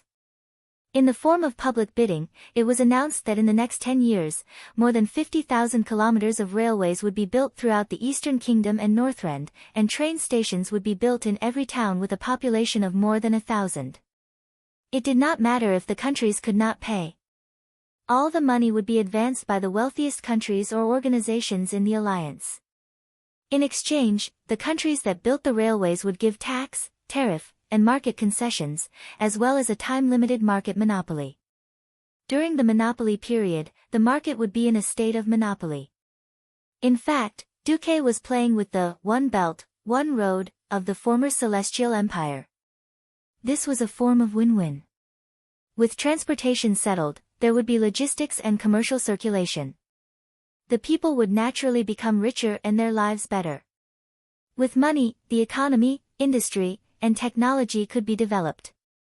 In fact, the Marcus family, Kultiras, and Alterac, the 3 richest families in the alliance, were earning more and more money. With the military strength of the alliance as a backing and guarantee, they also contributed the most to the alliance membership fees. This allowed the alliance to have money to purchase all kinds of mineral resources on a large scale. In the name of the alliance, Duque placed a large number of industrial orders with Iron Stove Fort and Stormwind. From the simplest long swords and axes to conventional cargo ships and diesel vehicles, to the military industry's tanks and flying battleships. The huge orders would make the countries that were willing to industrialize, be it the government or the private sector, all of them would make a lot of money. Duque also took care of the tolerance of the various countries and races. The union fees could be adjusted every year, or even every quarter after negotiation. To ensure that the costs were within the range of the alliance's ability to enjoy the benefits of the global economic integration within the alliance, while also being able to take on enough obligations. If he didn't have money, he could give them mineral resources. If he didn't even have that, he could give them to people. Regardless of whether it was the Guardian Fortress of the Dark Portal or other places, they all required a large number of soldiers. Duque even set the proportion and degree of military training that the people received as part of the Union's dues. It was obvious that they were preparing for war. Usually, the alliance didn't have that many soldiers, but once the war started, they would realize that everyone was a soldier. The recruit training was also divided into 2 parts. Some of the more traditional ones would train for warriors, mages, hunters, and other professions. Those with better brains would be taught car soldiers, tank soldiers, and even sailors and aviation training. After completing the training, they would practice with old models of equipment. Only the most outstanding soldiers would be accepted into the alliance's army, while the others would be assigned to the private sector. For example, the ships would be transferred to the alliance's regular routes to Darnassus and Exeter. Those who drove tanks would first make do with bulldozers. Those who flew battleships would be sent to survey the map. Not only did Duque hide wealth from the people, but he also hid soldiers from the people. Time passed day by day. The Dark Portal January 27 first, the Alliance passed the latest bill. Due to the continuous years of war, too many young men died in battle, resulting in more women than men, causing a series of social problems. The Alliance did not force the countries to open up polygamy to replenish the population. At the same time, the Alliance would give special subsidies to the Alliance's soldiers according to their military rank, including high maternity subsidies. If the soldiers had 2 or more children, the women in the family would receive a series of financial subsidies and benefits that could easily support the children without working. This stimulated the enthusiasm of young girls to marry soldiers. However, this was ridiculed by many as a certain alliance commander wanting to legally open a harem. Hence, the nickname of this bill became the famous Harem Bill. Because on February 14, Duque stretched his head and pulled back, and all kinds of procrastination symptoms acted up, but he still couldn't escape that knife. He got married. In Stormwind City, Duque really did marry 4 queens in one go this time. As a citizen of Stormwind City, this day was full of pride. Because their own Duke Duke Marcus, had married 4 queens in one go. On the top platform of the Eye, high-level officials and guests from various countries gathered to witness this spectacular scene that was rarely seen in 10,000 years. In the Alliance, and even in all of Azeroth, there would not be a wedding of a higher standard than this. The people who attended the wedding were the 3 queens of the Sleeping Dragon Temple, Alexstrasza, Isera, and Onyxia. They appeared in human form, especially the first 2. The huge dragon horns on their heads caused many people to be inwardly shocked. Guardians of Odor, Tarim, Freya, and Mimiron. The first 2 were too huge, so they could only stand on the mountain next to the Eye. The 4 Guardians of Alkavon. The Earth Elemental World, the newly subdued Lord Serathane. The Water Elemental World, the former Lord Neptulon. The Fire Elemental World, the current Lord Majordomo. The Wind Elemental World, the liberated Wind Prince Thunderin, who became Queen Syria's deputy. And all the kings and leaders of the Alliance. The last one was the chief of the Front Tribe, Thrall. In a sense, if all the big bosses here were destroyed, not only the Alliance, but the world would also be finished. Of course, this was just a joke, because almost all the best fighters in the world were here. Other than the 3 big bosses of the Burning Legion at their peak, who else could deal with these guys? The bridegroom is in place. Play music to welcome the brides. The ceremonial officer was Stormwind King Varian Rin. What could he do? He was Duke Kuz Jr., so he couldn't refuse. The melodious wedding march sounded from the royal orchestra. Thump. Thump thump, thump. Thump, thump thump thump. Hearing this beautiful melody, everyone couldn't help but imagine the following scenes in their minds: marriage, sweetness, love, awe. How beautiful! 36 innocent, lively, and cute children formed a choir and sang in unison, hand over the money, hurry up and hand over the money, all the big bosses. Chapter 1907. At this moment, the hearts of countless big shots crumbled. Those who were not familiar with Duque, such as Stormguard's King Daneth Trollbane or the Old Wolf King Jean, were already feeling uneasy. Was this the Alliance's latest robbery? Was it because their gifts to Duque weren't valuable enough that Duque was unhappy? Duque wasn't just the number 1 person in the Alliance. His identity as a demigod of the Weave was enough to make him irreplaceable in the Alliance. Not to mention that he was one of the founding members of the Alliance. Ever since he took control of the Alliance, he had pushed the Alliance to the top of the world and left behind indelible achievements. His immortality as a demigod was enough for him to control the Alliance until the end of time. They were terrified, but most of them reacted by bursting into laughter. Kudrin Wildhammer almost burst out laughing. He pulled out a feather from his pocket. Ha ha ha ha. Duque, you bastard, you can't even let go of your own wedding. You want more money? Sure, I'll give you more scarlet's butt hair. Duque rolled his eyes. Hey, what do you mean by giving me a griffin feather? Jurban took out a dirty ring from his pocket. This ring represents the highest level of achievement in machinery. It's the foundation of all machinery. Damn it, where did this hexagonal ring come from, and one with internal screws? Do you really think that I, Duque, don't know that this is a nut? Muradin Bronzebeard said that he was willing to introduce Amora Bronzebeard to Duque. Duke rejected the offer. Dwarves were famous for their high bone density and muscle density. Amelia was a widow, and she even lost 150 pounds in the back of her head. Forget it. Love is too heavy, and I, Duque, am too weak to lift it. Hey, my harem are all looking at me with wary eyes. What's the meaning of this? Duque said righteously, staring back with bright eyes. Am I, Duque, such a shameless person? The 4 brides and the harem all nodded in unison. Yes, you are. Duque was gloriously defeated, becoming a loser in life. With the dwarves taking the lead, the atmosphere instantly became joyous. Alexstrasza said that she was willing to give Duque a treasure that symbolized her power, a piece of the Red Dragon Queen's scale to Duque. However, in the blink of an eye, it was sold by her sister Isra, who said that her sister had gotten it last night when she was doing her nails out of boredom. Tarim said that he could breed his mount with Duque's fire eagle. Alkafan casually made a clay figurine and tossed it to Duque. Only Duque, the bridegroom, was exasperated and shouted, "Gavin Rad. I know it's you.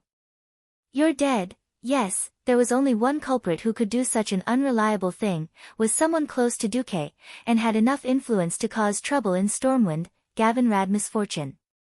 On this day, Gavin Rad felt like he had seen hell for the first time in a long time. The fun was over. When the confused children's choir found out that they had been tricked, they sang the standard wedding march again. Anyone would feel that it was very improper. The brides came on stage. There was no distinction between who came first and who came first. Like sisters, they held each other's hands and hummed an unknown tune as they entered the stage together. The first to attract everyone's attention was definitely Alucia. As the only daughter of the wealthiest Berev family and the current queen of Alterac, Alucia wore a white hollowed-out wedding dress. However, the wedding dress was heavily embroidered with gold. The entire wedding dress could be described as brilliant. Together with Alucia's well-proportioned figure, she looked very noble. Kalia's style was completely different from Alucia's. The simplest pure white was enough to perfectly present her beauty and innocence to everyone. There was no need to say much about the wealth of Lordaeron. This kind of natural beauty gave people a different kind of feeling. Jaina seemed to be the simplest. From afar, she looked like a white robe with blue edges. However, the hazy white gauze headscarf and white gauze cloak, matched with a slightly revealing design similar to the quicksand robe, could perfectly display the quality and violence of her mage peak. It gave off a kind of sexy, hazy, and mysterious intellectual beauty. Sylvanas, who was in the middle, had the tallest figure. In terms of the majesty of her chest, she was slightly inferior to Jaina. However, for the first time, she used an elven-style robe and modified it to suit Duque's taste. This emerald green robe already looked a bit like a cheongsam. The high slit completely displayed the slender legs unique to the elves. Duque's achievements did not include those sitting in the first row of the viewing platform. Aurelia and Sasha, who were carrying their daughters. Vashti, who was obviously a high-ranking official, but only wore the maid uniform of the Marcus family. Countess Katrana, who was read as Onyxia, the Black Dragon Queen. Chief Elven Priestess Tyrande, who looked dignified and elegant, but actually looked like she could not wait to go up there herself. And, the Draenei leader Imriel, who seemed a little shy and a little curious. Even the human kings of the various countries could not help but praise Duque's good taste and methods. He actually managed to get the most beautiful women of the various countries. If Duque changed his identity, perhaps he would be a bunch of envious and hateful gazes. The wedding ceremony continued. Different races, countries, and customs were different. In fact, they did not need worldly etiquette. This wedding was more like an explanation to their respective citizens. There was no need for a seemingly solemn, but anyone could violate the lines. Some were very simple. The four brides held hands and sang around Duque. Duque, my dear Duque. You are my favorite. I am even willing to share your love with my sisters. No need for promises. Because we know that you will accompany us until the end of the world. The end. In theory, there was also a part where the rings were exchanged, and then the groom kissed the bride. Then. May I ask which bride the groom will kiss first? Tyrande, who was known as the MC but was actually a troublemaker, threw out such a question with a smile. Duque broke out in a cold sweat. Teacher Tyrande, isn't this question beyond the syllabus? As long as she was a woman, she could not help but feel competitive. It was one thing to be willing to marry Duque, but it was another thing to know where she ranked in Duque's heart. At first, the four brides looked like they did not care. But, what are you guys playing at? Elusia turned her body sideways, revealing her flawless back. Kalia leaned forward slightly, her fingers grazing her sexy collarbone. Jaina's arms that were holding the flowers gathered in the middle, and her magic peak seemed to be on the verge of bursting out. Savannah's intentionally or unintentionally pulled down the opening of her cheongsam, showing off even more exaggerated leg lines. Freebie question. No, no, no. This was a freebie question. A queen of the harem with a brain would never answer such a question. The moment she answered, she had already lost. The harem would definitely explode. Chapter 1908. Tyrant couldn't marry Duque because of her status, so she came out to cause trouble. He had to teach her a lesson later. But before that, the sweating Duque had to think of a way to control the situation. Otherwise, it would be a huge embarrassment if he messed up on the spot and caused a scene. Duque could feel the faint competition beneath the sweet smile. Time seemed to freeze. Duque finally moved. In an instant, he used flash. As a demigod of the weave, Duque's flash was so fast that it surpassed the limits of a mortal's vision. It was impossible to tell who he kissed first, and who he put on the ring first. In any case, the flashing light didn't stop, and it looked like four Duque kissed at the same time. However, this was not a fake like the mirror image of truth that could fool people. You are the love of my heart. The wedding square echoed for a long time. What the hell, who was the love of his heart? Or rather, who was Duque talking to? Only the heavens knew. Was this trash? No, no, no. This was legal in Azeroth. Of course, even the law was set by Duque himself. That was the worst part. All the bigwigs were dumbfounded, and they only had one thought in their minds, damn. Is this even possible?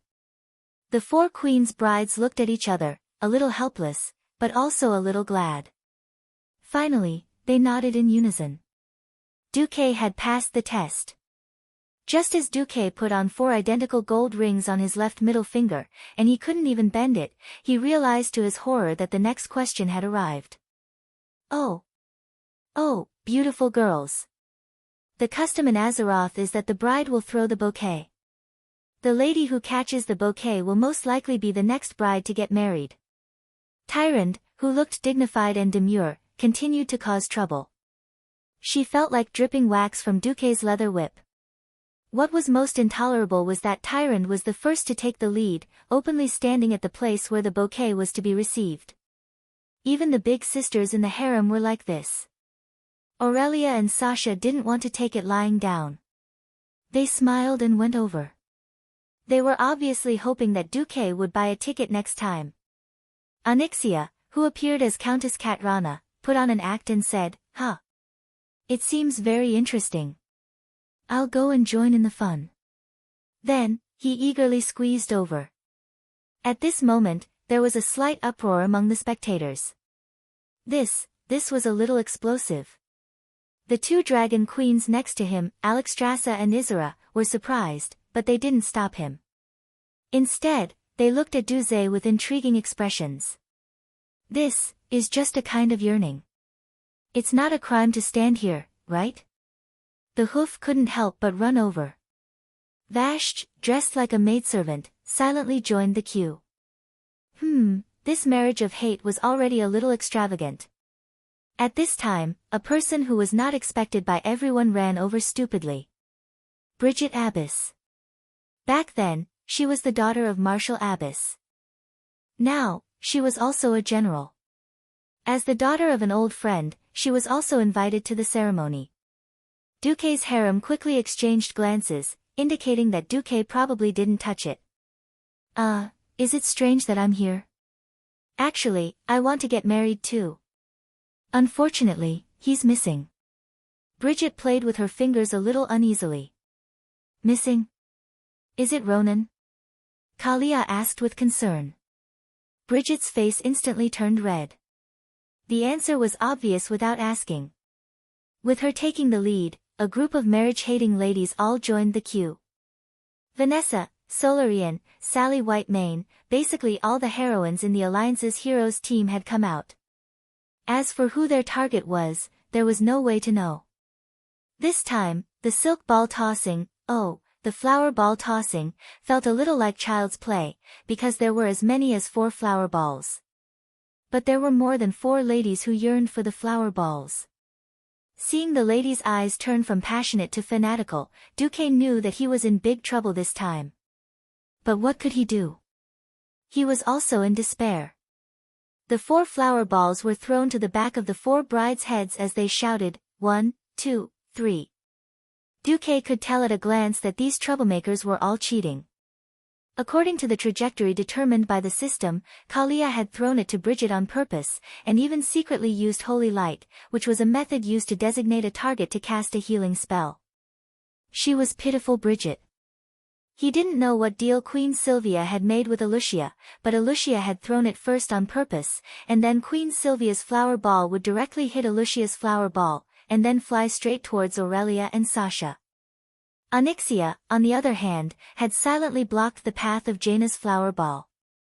Her hands were full of elements, which would attract the faint frost elements in Jaina's flower ball, forming something like frost fire arrows. Duque was speechless. A proper wedding had turned into trouble. Speaking of which, it was still his fault. If not for Duque's godly sword accidentally slipping n times and entering different scabbards, there wouldn't be so much trouble. Duque was in despair. In this moment of despair, he suddenly saw Alexstrasza's gaze. The Red Dragon Queen's narrowed eyes were full of mockery, but she spoke to Duque telepathically. "Do you want to be saved? Little bastard. If you do, beg me.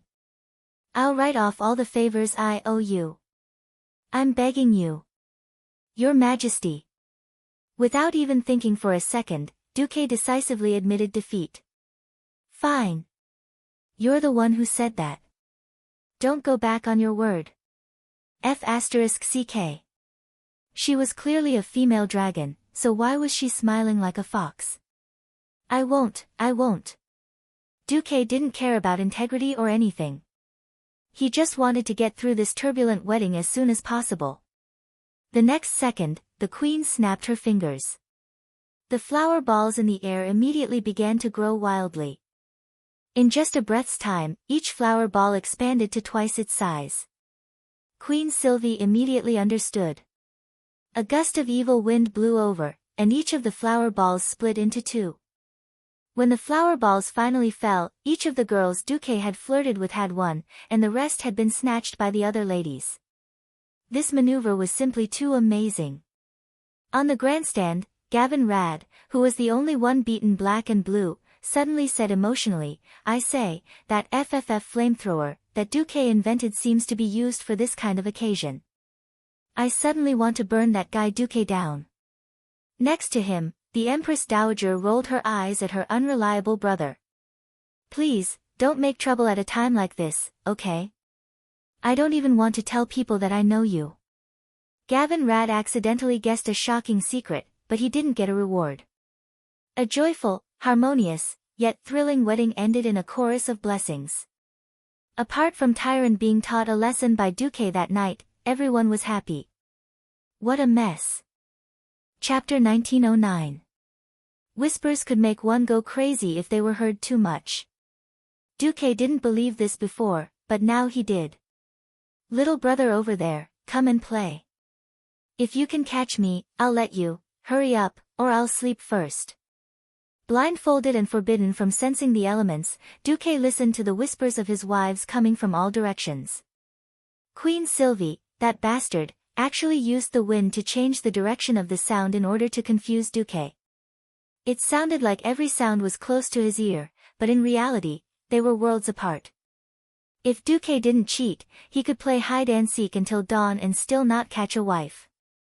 The sound was muddled, and even the surrounding wind messed up the heat and elemental flow. But Duque had the system. An ultrasonic sonar scan made everything clear. Duque made a diversion and quickly caught a warm and fragrant female body. They were old married couples, so Duque naturally knew who was the softest. Of course, it was Miss Kalia. Kalia, who was extremely kind, had always given in to Duque without any bottom line. It was just that Duque respected her and rarely bullied her. Today was a good day, so he couldn't possibly sleep until dawn. Duque's godly sword came out. A cold sword light circled 19 times. Exuding a mysterious charm, Duque's godly sword was instantly unsheathed. After a round of sword flowers, Miss Kalia was unable to resist. She could only use the lying corpse swordsmanship and let herself be slaughtered by Duque. Woo! Kalia was like a bullied puppy, letting out an adorable cry. Unfair. Duque attacked Kalia first. There must be some flaw. The three wives were all talking at once. Unwilling to be at a disadvantage, they could only surround him. Duque's godly sword dashed left and right, sword after sword, ring after ring. He continuously launched powerful stabs at the four enemies. Just as Duque was about to win, Queen Sylvie and Kalia despicably took hostages. They touched their bellies, and Duque retreated in defeat. Initially, Duque could have vented his anger on Jaina and Alucia, but who knew that the two shameless mages would actually use blink to escape. As soon as Duque caught up, he found himself ambushed from all sides. Aurelia, Sasha, Tyrant, Vashj, Onyxia, and the Hoof had all been lying in ambush. Humph. I'm not afraid. Let me tell you, Duque, will fight 10 of you tonight. Duque really did it. Although he was tired, Duque fought without rest. He could not lose. Once they lost, their good days would come to an end. Moreover, Duque's main target was the traitor Tyrant. Without her, Duque wouldn't have been so embarrassed during the day. The wedding was over. On the 28th of February, Queen Sylvie finally gave birth to another child of Duque. He meowed, and it was a daughter. Of course, mortals could not imagine why Queen Sylvie's belly looked so smooth on the 14th of February. Why did she give birth in 14 days? Sorry, but the birth of a god was more like rapid cell division. With enough divinity, and divine power, they could give birth whenever they wanted. There was no reason, it was just that willful. Although Queen Sylvie was only a demigod, she adjusted her body perfectly. In order to not show her belly at the wedding, she even deliberately compressed her internal organs. 6 flew up. Queen Sylvie did not give birth to a human child as Duque wished, and it turned out to be an elf girl. The race of a god's descendants was really a little uncontrollable. For example, the most amazing demigod, Malorn, was a white deer. Elun was a true god whose form was unknown, but in theory, she had the appearance of a woman. The child they gave birth to was a centaur. After a certain someone argued with Queen Sylvie repeatedly, they finally decided on her name, Artemis Windrunner. She was meant to be the goddess of the hunt in Greek mythology on Earth. She would be the queen who inherited the throne of Sin Dorii, regardless of whether there were other children in the future. Anyway, it was her. After the child was born, Azeroth's affairs were all settled. Duke finally announced in the harem that he would be going to Nozdormu's place to be trained. He would be going on a journey of time in preparation for becoming a true god. Unexpectedly, Queen Sylvie burst out, "I'll go with you." Duque's whole body was Sparta. This is not good, right? He thought that Queen Sylvie would give him a domineering look, then threaten Duque with the divine sword in her hand, and break the sword if he messed around. However, after Duque finished speaking, Queen Sylvie just came up and gave Duque a big hug. Not only her, but the 3 Windrunner sisters also took turns to hug Duque. Not far away, the harem stared at Duque with bright eyes. Servana said affectionately, "Just like how you've given me countless chances to challenge myself, to break through my limits. Be it me or my sisters, we are not women who do not know what's good for us." Tyron put her hands on her hips. Today, she was dressed like a ranger and looked very valiant. "We are not canaries in a cage." Sasha pursed her lips. "Not only are we your lovers, but we also hope to be your strong support. We're not dispensable existences." Aurelia concluded, "Since it is rare for Sylvanas to keep up with you, why not let her try?" Duque sighed, but also felt gratified. He had followed the big events and rescued people who were bound to die from the gates of hell many times. It seemed like it was time to bear fruit. Sylvanas, it is not impossible for you to come with me. First, you have to pass Nozdormu's test. Of course. Queen Sylvie puffed out her chest proudly. She never backed down in the face of difficulties. Then, you have to be mentally prepared. Things that happen in other timelines will be very different from what you know about the main timeline. For example. Queen, she raised her golden eyebrows. Jaina was the smartest.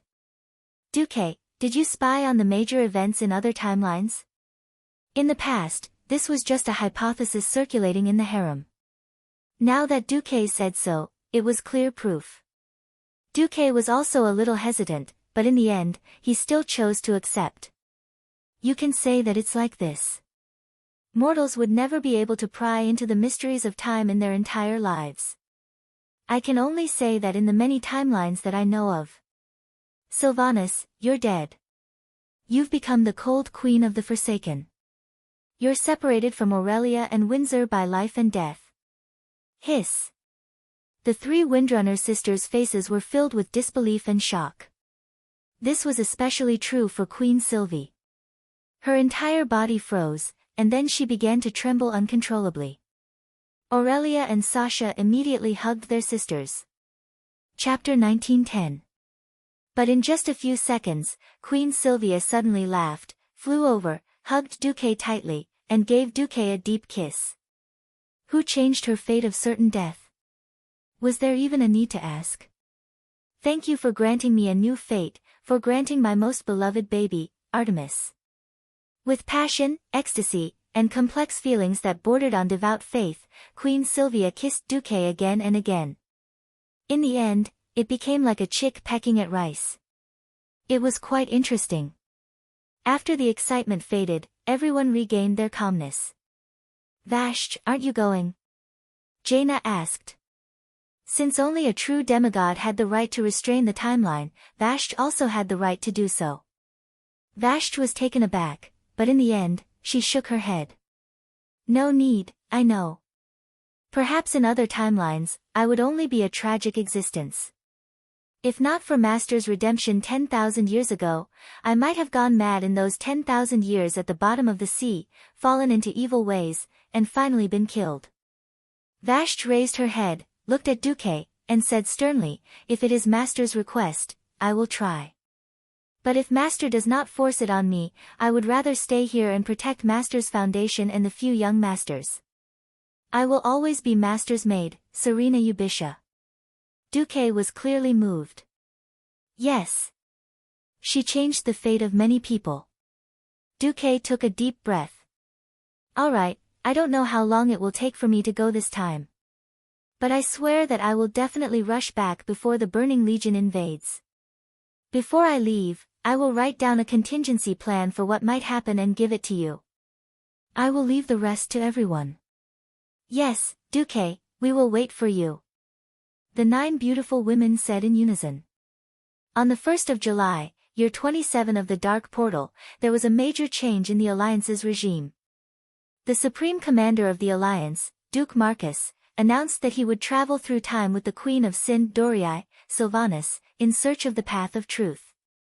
The position of Supreme Commander would be left empty for Duque.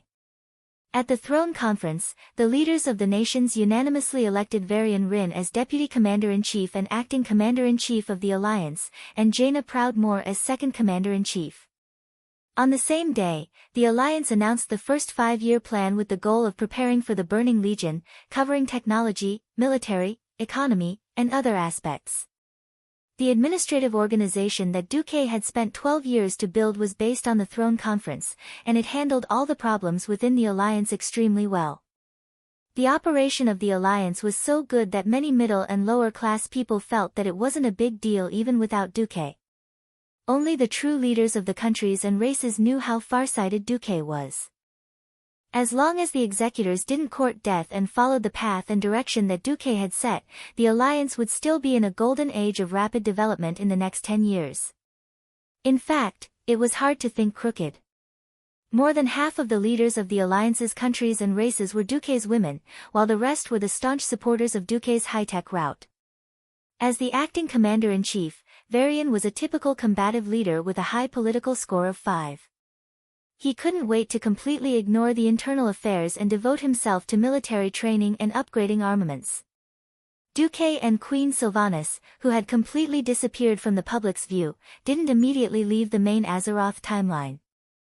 They were beaten up in the caverns of time. Nozdormu didn't respect the old and loved the young. Instead, he was equal to men and women. He didn't care if you were Duque or Queen Sylvanas, he wouldn't hold back when it was time to beat you up. Queen Sylvanas slashed a wind blade at the humanoid Nozdormu, but she was mercilessly mocked. Nozdormu paused the time in the space where the wind blade was and used it to sharpen his nails. Unfortunately, the wind blade couldn't even be sharpened by Nozdormu's nails, which were made of sand. It shattered upon contact. Fool! At least Duque's attack has some destructive power. Your attack only has the so-called speed, but it has no destructive power. What's the use? In front of Queen Sylvanas, Nozdormu actually squeezed Duque's fireball into a ball like he was squeezing plasticine. When the fire element could no longer be compressed, there was a muffled poof, and the fireball exploded like a balloon. Although the range of the explosion was very small, at least Nozdormu didn't do anything. Do you see? Time and space are extensions of each other. You have to imagine it in your mind. Time is a thread, from the past to the present. To break through time, you have to imagine how to turn linear things into three-dimensional things.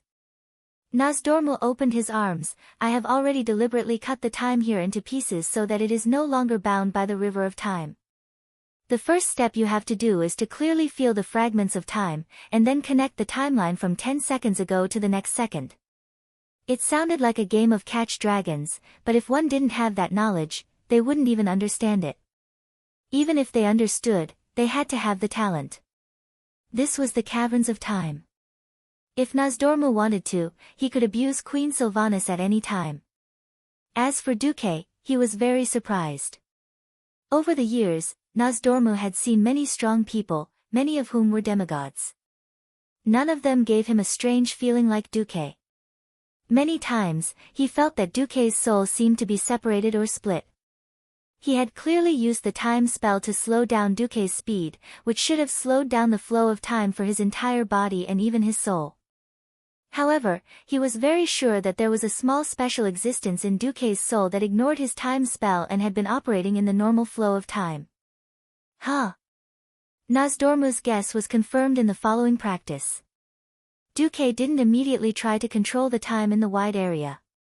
He used the standard spell, deceleration, which was included in the standard spell, and the target was himself. Arcane spells were known as the weaker version of the Titan rune spell, which was also an energy manipulation spell. The deceleration spell that Duque used now had already surpassed the scope of arcane spells and belonged to the Titan energy. Duque was very cunning. The deceleration spell that he used on himself didn't reduce his speed by too much. It was only 1%. Speed was relative. Mystery was also relative. High mystery energy naturally crushed low mystery energy. Although Duque only slowed down by 1%, when Nozdormu used the time spell to reduce his speed by 90%, Nozdormu's time spell was unexpectedly blocked by Duque's Titan energy. From the original 10%, which was slow motion, to a mere 1%, this was more than a leap. Nozdormu was unhappy. He threw a speed punch and directly sent Duque flying. Brat, don't play tricks. Chapter 1911. As a great transmigrator, Duque's comprehension was far above that of Queen Sylvanas. His understanding of time and space was also deepened by playing a large number of 3D games back then. Queen Sylvanas soon discovered that she was left far behind by Duque in this aspect. She suddenly felt that her thousands of years of life seemed to have been in vain. Days passed, and finally one day, Duque stepped out of that door, on the other side, in Azeroth, after the Terminator army led by Nesario was beaten like dogs. The world entered a rare period of peace. No one in the Alliance relaxed. The return of the Burning Legion in Duque's prophecy was like the sword of Damocles hanging over the necks of every creature in Azeroth. In addition, the development of the tribe was quite eye-catching. After the Great Division of the tribe led by Brainless Roar, which was composed of almost pure orcs, had a rare period of peace. It probably lasted until Duque announced the start of the time travel, and the tribe immediately launched a tentative war. Magatha Grim Totem had always announced that it was immoral and unreasonable for the Taurens to leave the tribe. On the 15th of July in the 27th year of the Dark Portal, Garush announced that he supported Magatha's Grim Totem organization and declared war on Thundercliff. On the surface, this was a civil war among the Taurens. In fact, as many as 150,000 elite Agrima soldiers had stepped into the Mulgore area. After the last cataclysm, the Taurens' total population had fallen below 100,000 because of the attack on the Twilight Fortress. In addition, Magatha was quite influential and divided the Taurens. In fact, there were less than 50,000 Taurens united under Kain's son, Bane. A considerable number of innocent Taurens who did not understand the situation expressed neutrality. On the mountain road to Mulgore from the southern barren land, in order to prevent Theramor's troops from killing their way out of the Dustwallow swamp, the Mulgore Gate was built as a fortification. But soon this giant gate became a joke. The Alliance's flying battleships could watch quietly from the sky while the Taurens worked like lame clowns below. They did not expect that instead of blocking the humans, they would be used to block the tribe. Bane led an army of 10,000 Taurens and resisted the allied forces of 200,000 Taurens and orcs for nearly a month. But that was the end of Ben's bravery. In the northern part of Mulgore, the Stoneclaw Trail was broken through by the elites of the tribe led by the demigod monster, the Goron King Gruul. His Goron army broke into Thunder Cliff overnight. Thunder Cliff, which had a weak defense, fell very easily. In addition, Magatha had sworn on the Thunder Cliff that he only wanted the power of the Taurens and would not kill them. In the end, the Taurens gave up resisting. Bane, who received this news, immediately realized that if he didn't retreat, he would be surrounded. Bane had no choice but to make a painful decision. He left his personal guards behind and continued to defend the Mulgore Gate to the death. Then, he brought the 5,000 Tauren soldiers to rendezvous with the refugees from the Bloody Hoof village and headed southwest. At the cost of thousands of casualties, they painstakingly crossed the mountains between Mulgore and the Feralas region and entered Feralas. Once upon a time, the tribe's area of control included Feralas, the Desolate Lands, and other areas. However, as the cataclysm brought about the proliferation of elemental creatures, the tribe's actual territory was only Duroder and the Barren Lands. After the cataclysm subsided, Garush's heart of a bastard, the heart of a tyrant, became active again. Bringing Mulgore back into the tribe's territory was only the first step. Garush's ambition was not just to take back Mulgore. It took a full 3 days for Garush's army, with the cooperation of Gruul, who had come to kill from the inside, to wipe out the Tauren resistance forces at the Mulgore Gate. Then, the tribe's army turned Mulgore upside down, but they couldn't find Bane and his last supporters. Nearly a week later, the tribe learned that Bane had fled into Feralas with his people. Then, with a wave of his hand, the tribe used a simple raft to cross a section of the Thousand Needles that had been submerged and re-entered Feralas. The situation in Feralas was unexpected. The impact of the cataclysm was too great. In order to attack the Twilight Fortress in the Barrenlands' Great Rift Valley, the tribe withdrew their forces and gave up on Feralas. However, the Alliance set foot on the land of Feralas. Because Sodder Island, which was opposite the western coast of Feralas, would be ravaged by the furious elementals during the cataclysm, Duque had already prepared the Feathermoon Fortress garrison on the island to migrate before the cataclysm happened. Almost as soon as the tribe retreated from Feralas, Chandri's Feathermoon led the Feathermoon Sentinels ashore, in order to move the Feathermoon Fortress ashore after the cataclysm. Before the tribe's scouts saw the majestic Elven Wind Sea Fortress, the tribe still wishfully thought that the Feralas region was still an unclaimed land after being abandoned by the tribe for so long. The decoration style was Elven, but the main city walls were obviously the product of reinforced concrete.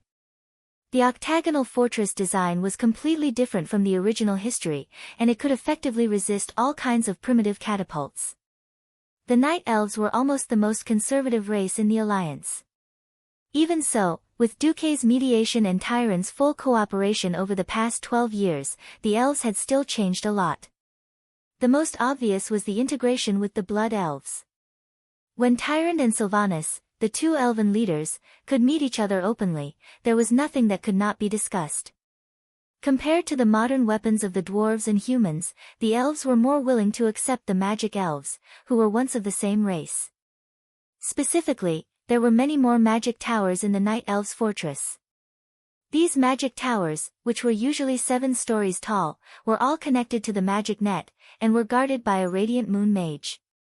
In addition, Duque had opened up his technology and developed flying battleships that were purely powered by magic. The Night Elves quickly accepted this elemental battleship and built it into a very round and beautiful elven wind battleship. Seeing this fortress with at least 50,000 elites and more than 300 flying battleships of various sizes hovering in the air, the tribe was dumbfounded. Markarok, Garusha's most loyal adjutant, had led 100,000 tribe troops to receive the order to kill Bane and his remaining followers. He questioned first, "This is the tribe's territory. Elves. What are you doing here in Feralas?" On the city tower, Chandri's Feathermoon, who was now the Feathermoon Marshal, laughed coldly. "Ridiculous. Kadoriai's Feathermoon Fortress has existed in this area for more than 1,000 years. Your tribe has only been here for 2 years, and it just so happens that we are under strict orders not to have any conflicts with the tribe, so we didn't care about your indiscriminate logging in Feralas. Besides, during the cataclysm, it was clearly your territory that you gave up. Now you have the nerve to say that the Feralas region belongs to your tribe." Chapter 1912.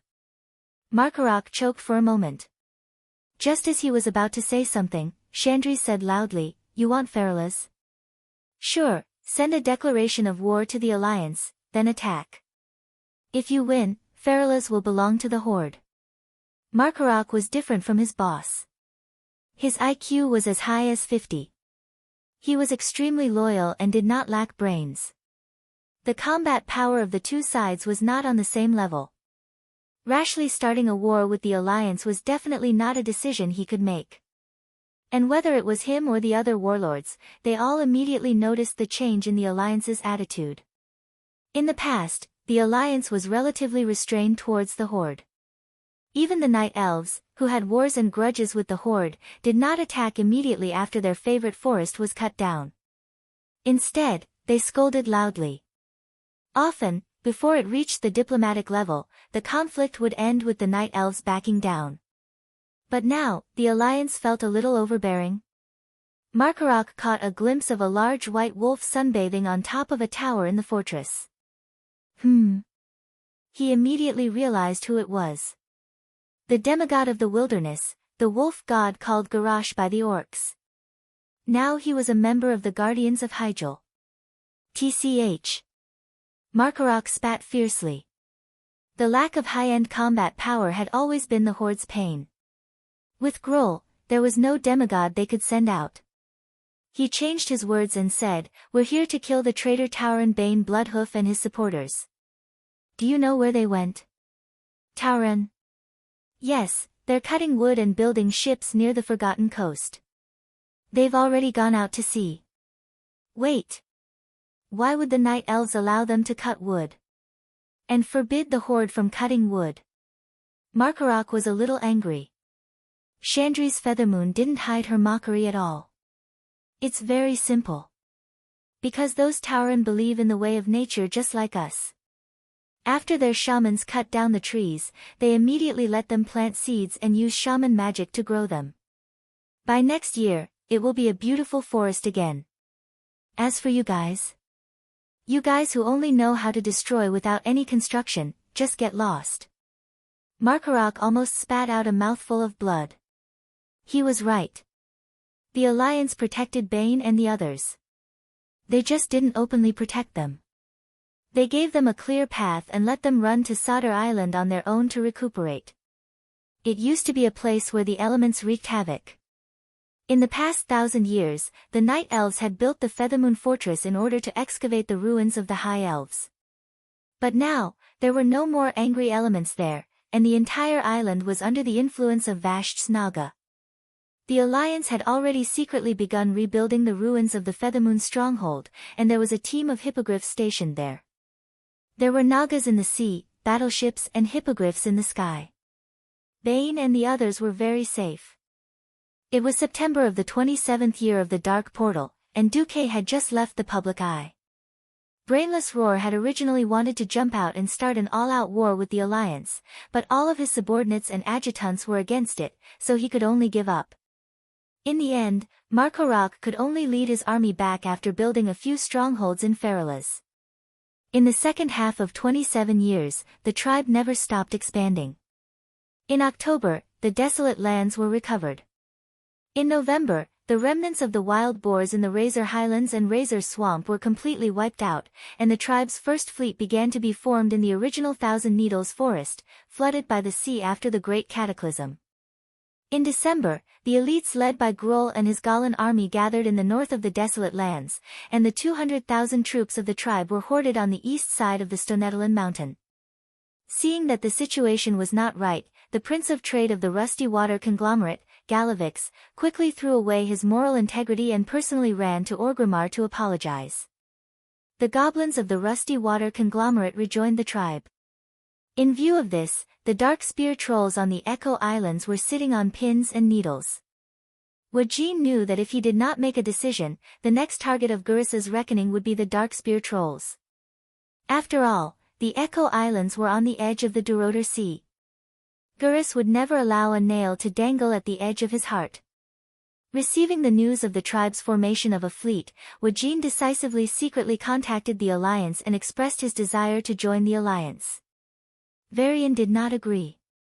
In the absence of Duque and Sylvanas, the thousands of years of conflict between the Blood Elves and the Trolls was not so easy to resolve. Moreover, Duque had already made a plan for this. The final decision was that the Alliance could send ships to pick up the Darkspear Trolls, and open up the southernmost Stranglethorn Vale, Hagaro Island, allowing the Darkspear Trolls to live autonomously on the island. Wajin sighed. He agreed. Almost as soon as the Darkspear Trolls withdrew, the brainless roaring orcs killed their way to the Echo Islands. At this point, except for the new Undercity tribe in Winterspring, there was no other way. Gurris once again completed the unification of the tribe, connecting the tribal territories into one. The greatest leader in the history of the tribe. The strongest great chieftain. Long live Gurris. Every victory, there was always no shortage of advocates. Gurris became a little complacent in the midst of countless praises and praises. If he was a politician who mingled among the humans, he would know that there was a word called, kill by flattery. The orcs who flattered him were sincere. This kind of invisible and unintentional flattery was even more hurtful. Fortunately, he still had a last trace of sanity and knew not to go to war with the Alliance. Due to the fact that the Alliance in this life was far stronger than the original history, Gurris's situation became a little strange. He could be described in one sentence: an expert in civil wars, an amateur in foreign wars. However, recently, he gave a series of unreasonable orders to his bitter little brother, the Prince of Goblin Trade, Galavix. Are you still a goblin who boasts of advanced technology? The ninth-rate gnomes of the Alliance are smarter than you. I'll give you 1 year. In any case, whatever the Alliance has, the tribe must have. Galavix was actually quite rich recently. After the cataclysm awakened the volcano on his home island, the King of Trade realized that he could use his ship to move the panicking refugees to a safe area, take away their life savings, and sell them as slaves. This way, he could make a fortune. This was originally a clever plan in history. In the end, the ship was blown to pieces in the crossfire between the tribe's ship and the Alliance's fleet. The goblin survivors swam to the Lost Islands far from the coast of Kalimdor and caused a series of events. In this life, because the tribe and the Alliance didn't fight each other after the cataclysm, Galavix succeeded and made a huge fortune. The Prince of Trade, whose life was in Gurris's hands, went to work indignantly. He made a huge promise in the black market: anyone who could steal the technology from the Alliance would be rewarded with a sky-high reward. Chapter 1913. With a great reward, there would always be brave people. Apart from the gnomes, the scum of the human race, bounty hunters, and wanted criminals all rushed to Iron Furnace Castle. That was where the Alliance's high-tech research center and factories were located. Even though the Alliance had changed the high-tech research center to only allow dwarves and gnomes to enter and exit, unfortunately, as long as they were human, they would have all kinds of thoughts and desires. The Rustwater conglomerate was unscrupulous. What? You have trouble with your small business? Come and sign this small loan contract with 50% monthly interest. Don't worry, you will be able to pay it off soon. What? You want to treat your son? Come, sign this 30-year compound interest loan contract. No collateral. Take a picture of any beautiful girl in your house. Don't worry, as long as you pay back the money, it will not be announced. Coercion, bribery, usury, loan traps, and beauty traps were always able to lure some humans, dwarves, and gnomes to leak out their technological blueprints. It was rare for Garavix to give out a few bounties, which stimulated those who had been tricked by him to be cannon fodder. It was like buying a horse's bones with 1,000 gold coins. At this time, the Goblin Prince was shocked to find that his situation was too embarrassing. First of all, the Alliance's technological line was divided into two: one was the magic line, with the Titan rune magic as the core, extending to the arcane and elemental lines. All the new flying magic warships were based on the magic net. The problem was that the tribe could not have the magic net. Technology could be stolen, but where could they steal a demigod of the magic net? Even though Duque had left Azeroth, he still let Khadgar maintain the magic net's good operation. At this time, the person who controlled the magic net with the highest authority was one of Duque's wives, Queen Jaina of Kultiras. This kind of alliance leader had no possibility of betrayal. In the current situation where there were almost no demigod mages in the tribe, not to mention imitating a magic net, they could not even control a small area magic net. This kind of sadness could be written as a tribute to the tribe. The other was the modern industrial line that the goblins were more familiar with. It had to be said that Garavix was indeed omnipotent. He had successfully stolen the formula of TNT explosives and the relatively cutting-edge steelmaking technology of the Alliance. He had even mobilized the most elite craftsmen to build a warship for the Horde using the second-hand warships that the Alliance had eliminated and converted to civilian use. It no longer looked like a garbage ship that was pieced together with countless iron sheets and steel plates. It looked like a mass-produced battleship built by a large-scale industry. The gleaming jet-black steel hull, the pitch-black cannon barrels, just a volley of 2 cannons was enough to instantly turn a wooden target ship 2 kilometers away into ashes, exploding into a fireball and flying into the sky. For this, Garrush was quite happy and personally named it Hellscream. In response, Brainless Roar encouraged Galavix to work harder and make the tribe's flying battleships in large quantities. If the Alliance had 1,000 ships, the Horde would have 10,000. As for money and resources, there was no need to worry. The tribe would give as much as they had. Give me as much as you have. This sentence was the key point. The exam had to be. Oh, no. It was Galavix who wanted to say MMP. If the commander of the Alliance had said this to Galavix, he would have been ecstatic. No matter how ugly the other party was, he would have kissed him. Every day, he would do nothing but take 100 million gold coins as soon as he woke up. The Alliance was rich. The 3 richest families in the Alliance were the Marcus family, Kurtiras, and Alterac. Any one of them was richer than the 5 goblin trading princes combined. In this life, after the establishment of the Alliance, Dumuk had always been indifferent to the goblins. Unless it was absolutely necessary, he would never do business with the goblins. As a result, in Azeroth, the Hot Sand Consortium was relatively wealthy. Because the Hot Sand Consortium was a neutral force. The Alliance prohibited any military procurement with the Hot Sand Consortium, but it did not prohibit civilian trade. In fact, because the Alliance had to fight the Kiraj War a few years ago, and because they had to pass through Gadgetsan in the Tanaris Desert to collect mineral deposits from the Goro crater, they had to do a lot of business with the Hot Sand Consortium. The rest was the venture capital company that was despised by everyone. This multi-ethnic goblin group destroyed the environment for their own selfish interests. Almost everywhere they went, they were beaten to death. Recently, because of large-scale espionage operations, the Rustwater Consortium was also adjusted to the wanted rating by the Alliance. Once any member of the Rustwater Consortium was found to enter the Alliance's territory, they would be shot on the spot without approval. Now the Alliance had banned the entry of goblins. Even the Hot Sand Consortium, which had originally cooperated with them, could only trade in limited areas.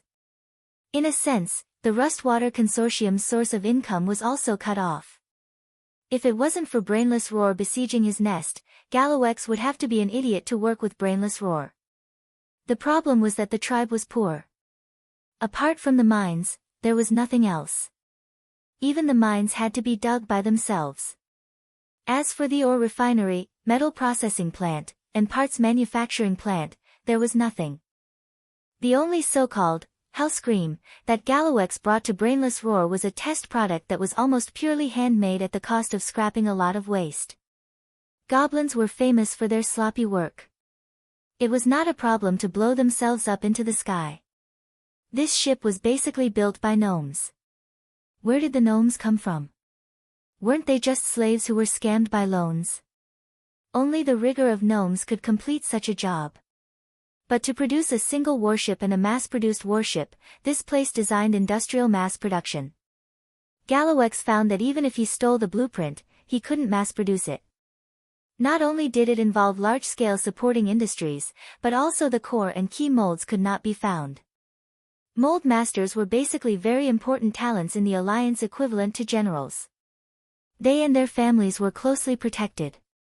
Moreover, the most sophisticated parts, molds, and production lines of the cutting-edge warships were actually produced in Odor's Mimiron workshop. Could the Rustwater Consortium extend their hands to Odor? Sorry. Those who were not in Odor would be killed directly when they got close to the storm cliff. Even 99% of the spies could not sneak into Northrend, which was now under strict military control. It was no exaggeration to say that even if the tribe could now install diesel-flying warships, they were still at least an era behind in the industrial field. Galawex was going crazy. In the beginning, he was targeted by the Alliance for doing business, and then he turned to the tribe for the first time. Now, for the tribe, he actually became a real wanted criminal. If the Alliance did not hold the principle of never declaring war first, it was estimated that they would have already fought to the tribe's door and asked the tribe to hand him over. Chapter 1914. It wasn't that the Alliance hadn't lodged a diplomatic protest with the Horde. If he could listen, then he wouldn't be brain-dead Roar. Not only was he ashamed of it, but he was proud of it. The Horde doesn't understand what you're talking about, but if the Alliance dares to step into our territory, the Horde will fight. Brain-dead Roar's clean rebuttal made Galawex even more moved. He turned around and asked Brain-dead Roar for all the Taurens who had surrendered in the last war and dragged them to the mines as slaves to mine. In fact, Gurus Hellscream had always had a very complicated fear of the Alliance. From childhood, youth, and adulthood, he had stayed in Nagrand, waiting for death. Even though the other half of his vision was the lush green Nagrand, every day he watched the gradually collapsing world and the floating islands in the sky because of the chaotic gravity, he had always felt fear. Finally, one day, the ancestors he had been praying for sent people to save him. The leader was, of course, Thrall, but it wasn't the great chief's orc army that brought the 2 million orcs out of that dangerous place, but the Alliance's flying battleships. Gurus would never forget the first time he had seen those giant artificial objects that were hundreds of meters long soar into the sky and take him and his people away. It had given him the feeling that a different race, mainly humans, had used their wisdom and power to defeat nature and conquer the world. After escaping by a fluke, all that was left was a deep sense of fear and inferiority. Compared to this high-tech civilization, the orcs were too primitive and backward. Perhaps in the past, the orcs could use the power of demons to defeat the Draenei, who were few in number. But against a race that had more people than the orcs, a race that was more civilized and more powerful than the orcs, the humans, could the orcs really win? There were no professional psychologists in this world. No one knew that when one's inferiority complex reached its limit, under the pressure of extreme fear, there would only be two possibilities for one's soul: either it would collapse under the pressure, or it would become extremely arrogant in order to vent the pressure on one's soul after the extreme inferiority complex. Gurus was afraid of humans, afraid of Duque, and at the same time, he hated Duque, who had stolen the father he was so proud of.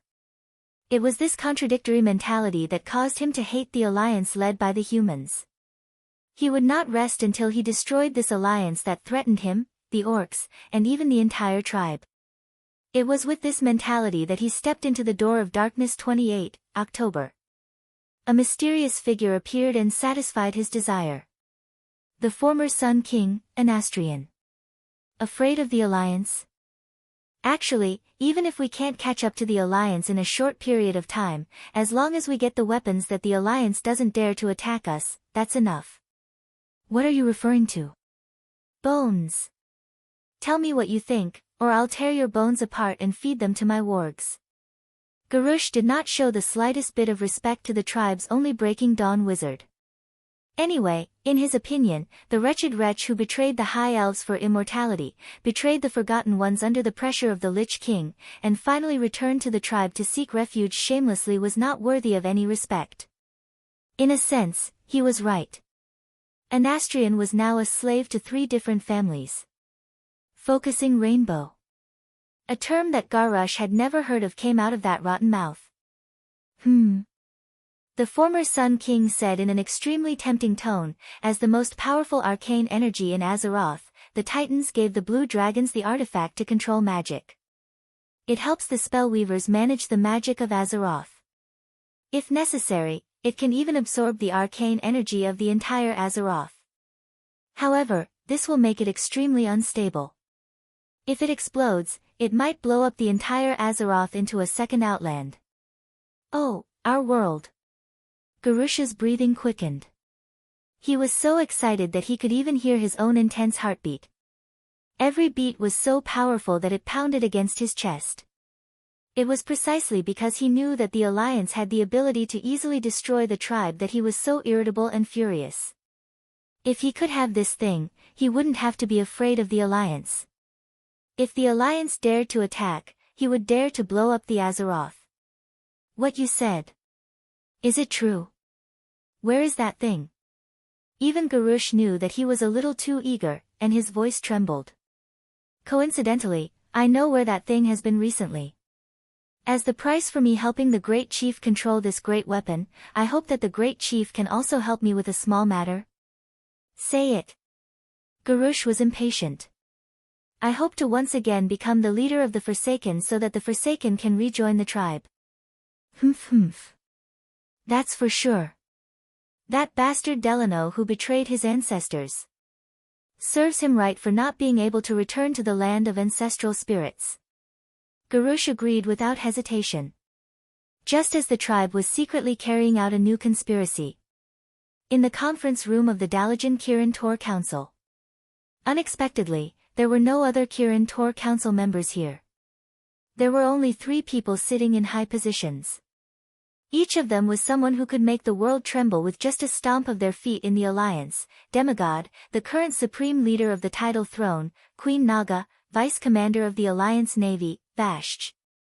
Demigod, the current supreme leader of the Land of Fire; Dalajan Kirin Tor Council, leader of the Alliance Mage Army; Kale, that's Sunstrider. Breaking Dawn Mage, the current supreme leader of the Weave; Queen Kurtiras, vice commander of the Alliance Mage Army; Jaina Proudmoore. Under the gazes of the 3 of them, there were 2 demons kneeling on one knee on the marble floor, Eridar and Gemini. Has the fish taken the bait? On the main seat, Jaina asked coldly. It has already taken the bait. As long as that brainless piranha eats this small fish, everything will be ready, Elisa said in a deep voice. There were no loopholes, right? Vashj asked. Queen Sailoras replied, don't worry, we're the best at this kind of thing. And right now, the entire Warlock tribe is under our control. As long as Mistress Proudmoore gives the order, we can immediately. Very well, you can leave. There can be no mistakes in this matter. If you mess it up, there's no need for you to exist in this world. Jaina waved her hand. Understood. Eridar and Gemini left. After the Gemini left, Kale, that sighed softly and leaned his body against the back of the bench. Are you alright? Jaina asked. I'm fine. Should I say, as expected? Anastrian is still that stubborn, power-hungry Sun King. Kale's evaluation of his former father was like this. Chapter 1915. After holding power for thousands of years, he wouldn't learn to give it up until the very last moment of destruction. So what if he became a lich? So what if he was once captured by Arthas? Even if he became a marginal figure among the Forsaken, he still couldn't forget power. Although the plan that Duque left behind was a bit sinister, a fly wouldn't bite a seamless egg. If his father hadn't been greedy for power, he wouldn't have fallen for it. However, he didn't hide this plan from Kale, which showed that Duque trusted him quite a bit. A treasure like Focusing Rainbow must not fall into the hands of the Horde, Kale, said resolutely. Don't worry, that brainless roar won't be able to get it. Because there's no Focusing Rainbow in this world, Jaina said with a smile. Could it be? Vashti suddenly realized. Yes, it was taken away by Duque. At this moment, in another timeline. Queen Sylvanas realized that something was wrong almost as soon as she entered this timeline. Disgusting. Such dense magic power. This is. Duque looked up at the purple-blue sky and cursed in his heart, but he quickly calmed down. Damn it, this is the magic net. The magic net that extends from the magic pivot. This timeline is probably the timeline where the Blue Dragon King Malygos succeeded in stirring up trouble and stirring up trouble. Queen Sylvanas raised her golden eyebrows. If the arcane elements completely dominate this timeline, then my strength will be reduced by more than half. Duque smirked. That's not necessarily true. After saying that, he took out a ball that looked like a blue dragon's eyeball as if he was performing a magic trick. This is Focusing Rainbow. Duque's smile widened. I thought of it when I smuggled the soul of the dragon. If an amazing treasure like the soul of the dragon can be brought over 10,000 years in one go by reducing the energy contained in it, then I can also bring over something that doesn't contain much energy but can definitely help me. What are you going to do? Is there a ready-made magic net? That's even better. Duque raised the Focusing Rainbow in his hand. Queen Sylvanas found that the bead was getting bluer and bluer, and it was even emitting a weird blue light. The light blended perfectly with the arcana elements in the sky. 10,000 kilometers away, in Nascent's magic core, the blue dragon on duty was bored to death. Ever since their king, Malygos, took back control of all the arcane energy in Azeroth, the previously arrogant humans, elves, and the Forsaken all became defeated dogs. After a futile struggle, even Alexstrasza had to admit that the Blue Dragon Legion was right. The Blue Dragon army was in a good mood. All of a sudden, the ancient Blue Dragon noticed something amiss. The weave was still filled with a familiar scent, but it felt different. The weave had lost control, but it did not go berserk. It was as if there was a strange existence that was greedily seizing control. Who is it? Malygos suddenly woke up and shouted in the weave. The next moment, he found that the scene in front of him had changed. It was as if he was in the temple of the Pantheon, and the holy elephants of the Titans stood on it, looking at him with profound eyes. My child. I am very disappointed in you. It was the voice of Amon Thul, the father of the gods. Malygos was so scared that he wet his pants. Duque, who was far away in the Kalimdor continent, smiled and made an okay gesture to Queen Sylvanas. Queen Sylvanas' eyes widened. You deceived the highest authority of the weave. Don't make it sound so bad. I just took back a power that was abused by Malygos on behalf of the Titans. Duque said shamelessly. Okay, now we have to fix this relatively powerful era. It's getting closer to the main timeline. A month later, Queen Sylvanas cursed. Duque. You lied to me. Wah, spare me, wife, no one knew what Duque was doing in the branch timeline. In the main timeline, everything was playing out according to the script. The focusing rainbow was originally a treasure of the Blue Dragon clan, and it could not be lost. However, strictly speaking, the Blue Dragons had already thrown it away twice. When Saffron was killed by the second fool, it was inadvertently taken away. However, Maligos, who was still crazy at the time, did not fulfill his duty to guard it, and allowed the treasure passed down to him by the Titan to fall into the hands of the Scourge army. In addition, Calegos, that trash, had not been able to learn the Titan rune set left by Maligos after so long. In the end, he still could not control the focusing rainbow. After the Wormrest Temple went through a series of changes, and after killing Nisario for the second time, Alexstrasza simply announced that this thing had been taken by Duque to play with. Now, the Blue Dragon army was following the plan that Duque had left behind in advance, transporting a genuine, focusing rainbow from the magic pivot to the Wormrest Temple in the Dragonbone Waste. After the end of the Cataclysm, Thrall took advantage of the opportunity of the Wormrest Temple to show his face to the Red Dragon Queen for a long time. While making a familiar face, he also helped the tribe clear their names many times, openly or secretly. Unfortunately, with a certain person's plan, as long as the tribe took the bait, they could no longer clear their names. On the highest floor of the Wormrest Shrine, the humanoid Alexstrasza was enjoying the cold wind that was only a chill to her. She was comfortably sitting on a chaise longue that Dumuk had gifted her before he left, crossing her legs and looking very happy. "Sister, do you think those green-skinned creatures are really so hateful?"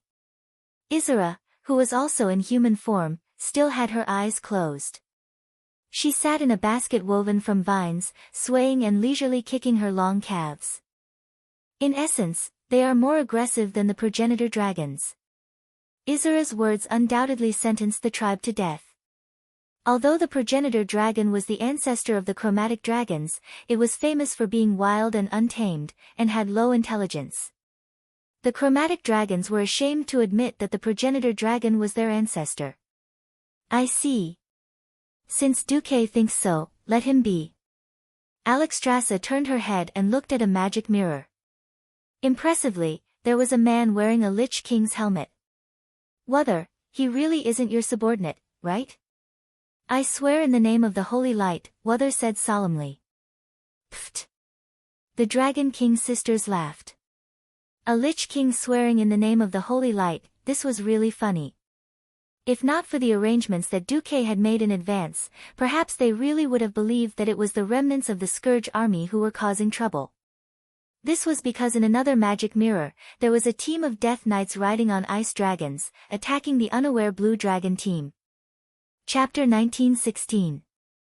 After learning of the success of the plan, Great Chief Gurus Hellscream was inexplicably excited. Before the items had arrived, he hadn't slept for a single minute in 72 hours. When Anastrian saw the Great Chief's bloodshot eyes, he was also slightly stunned. "Is this, focusing rainbow? Why, so many of them?" Brainless Howl wasn't completely stupid. He immediately realized that something was wrong. The pearls in front of him were like eyeballs, with strange vertical pupils and a blue luster.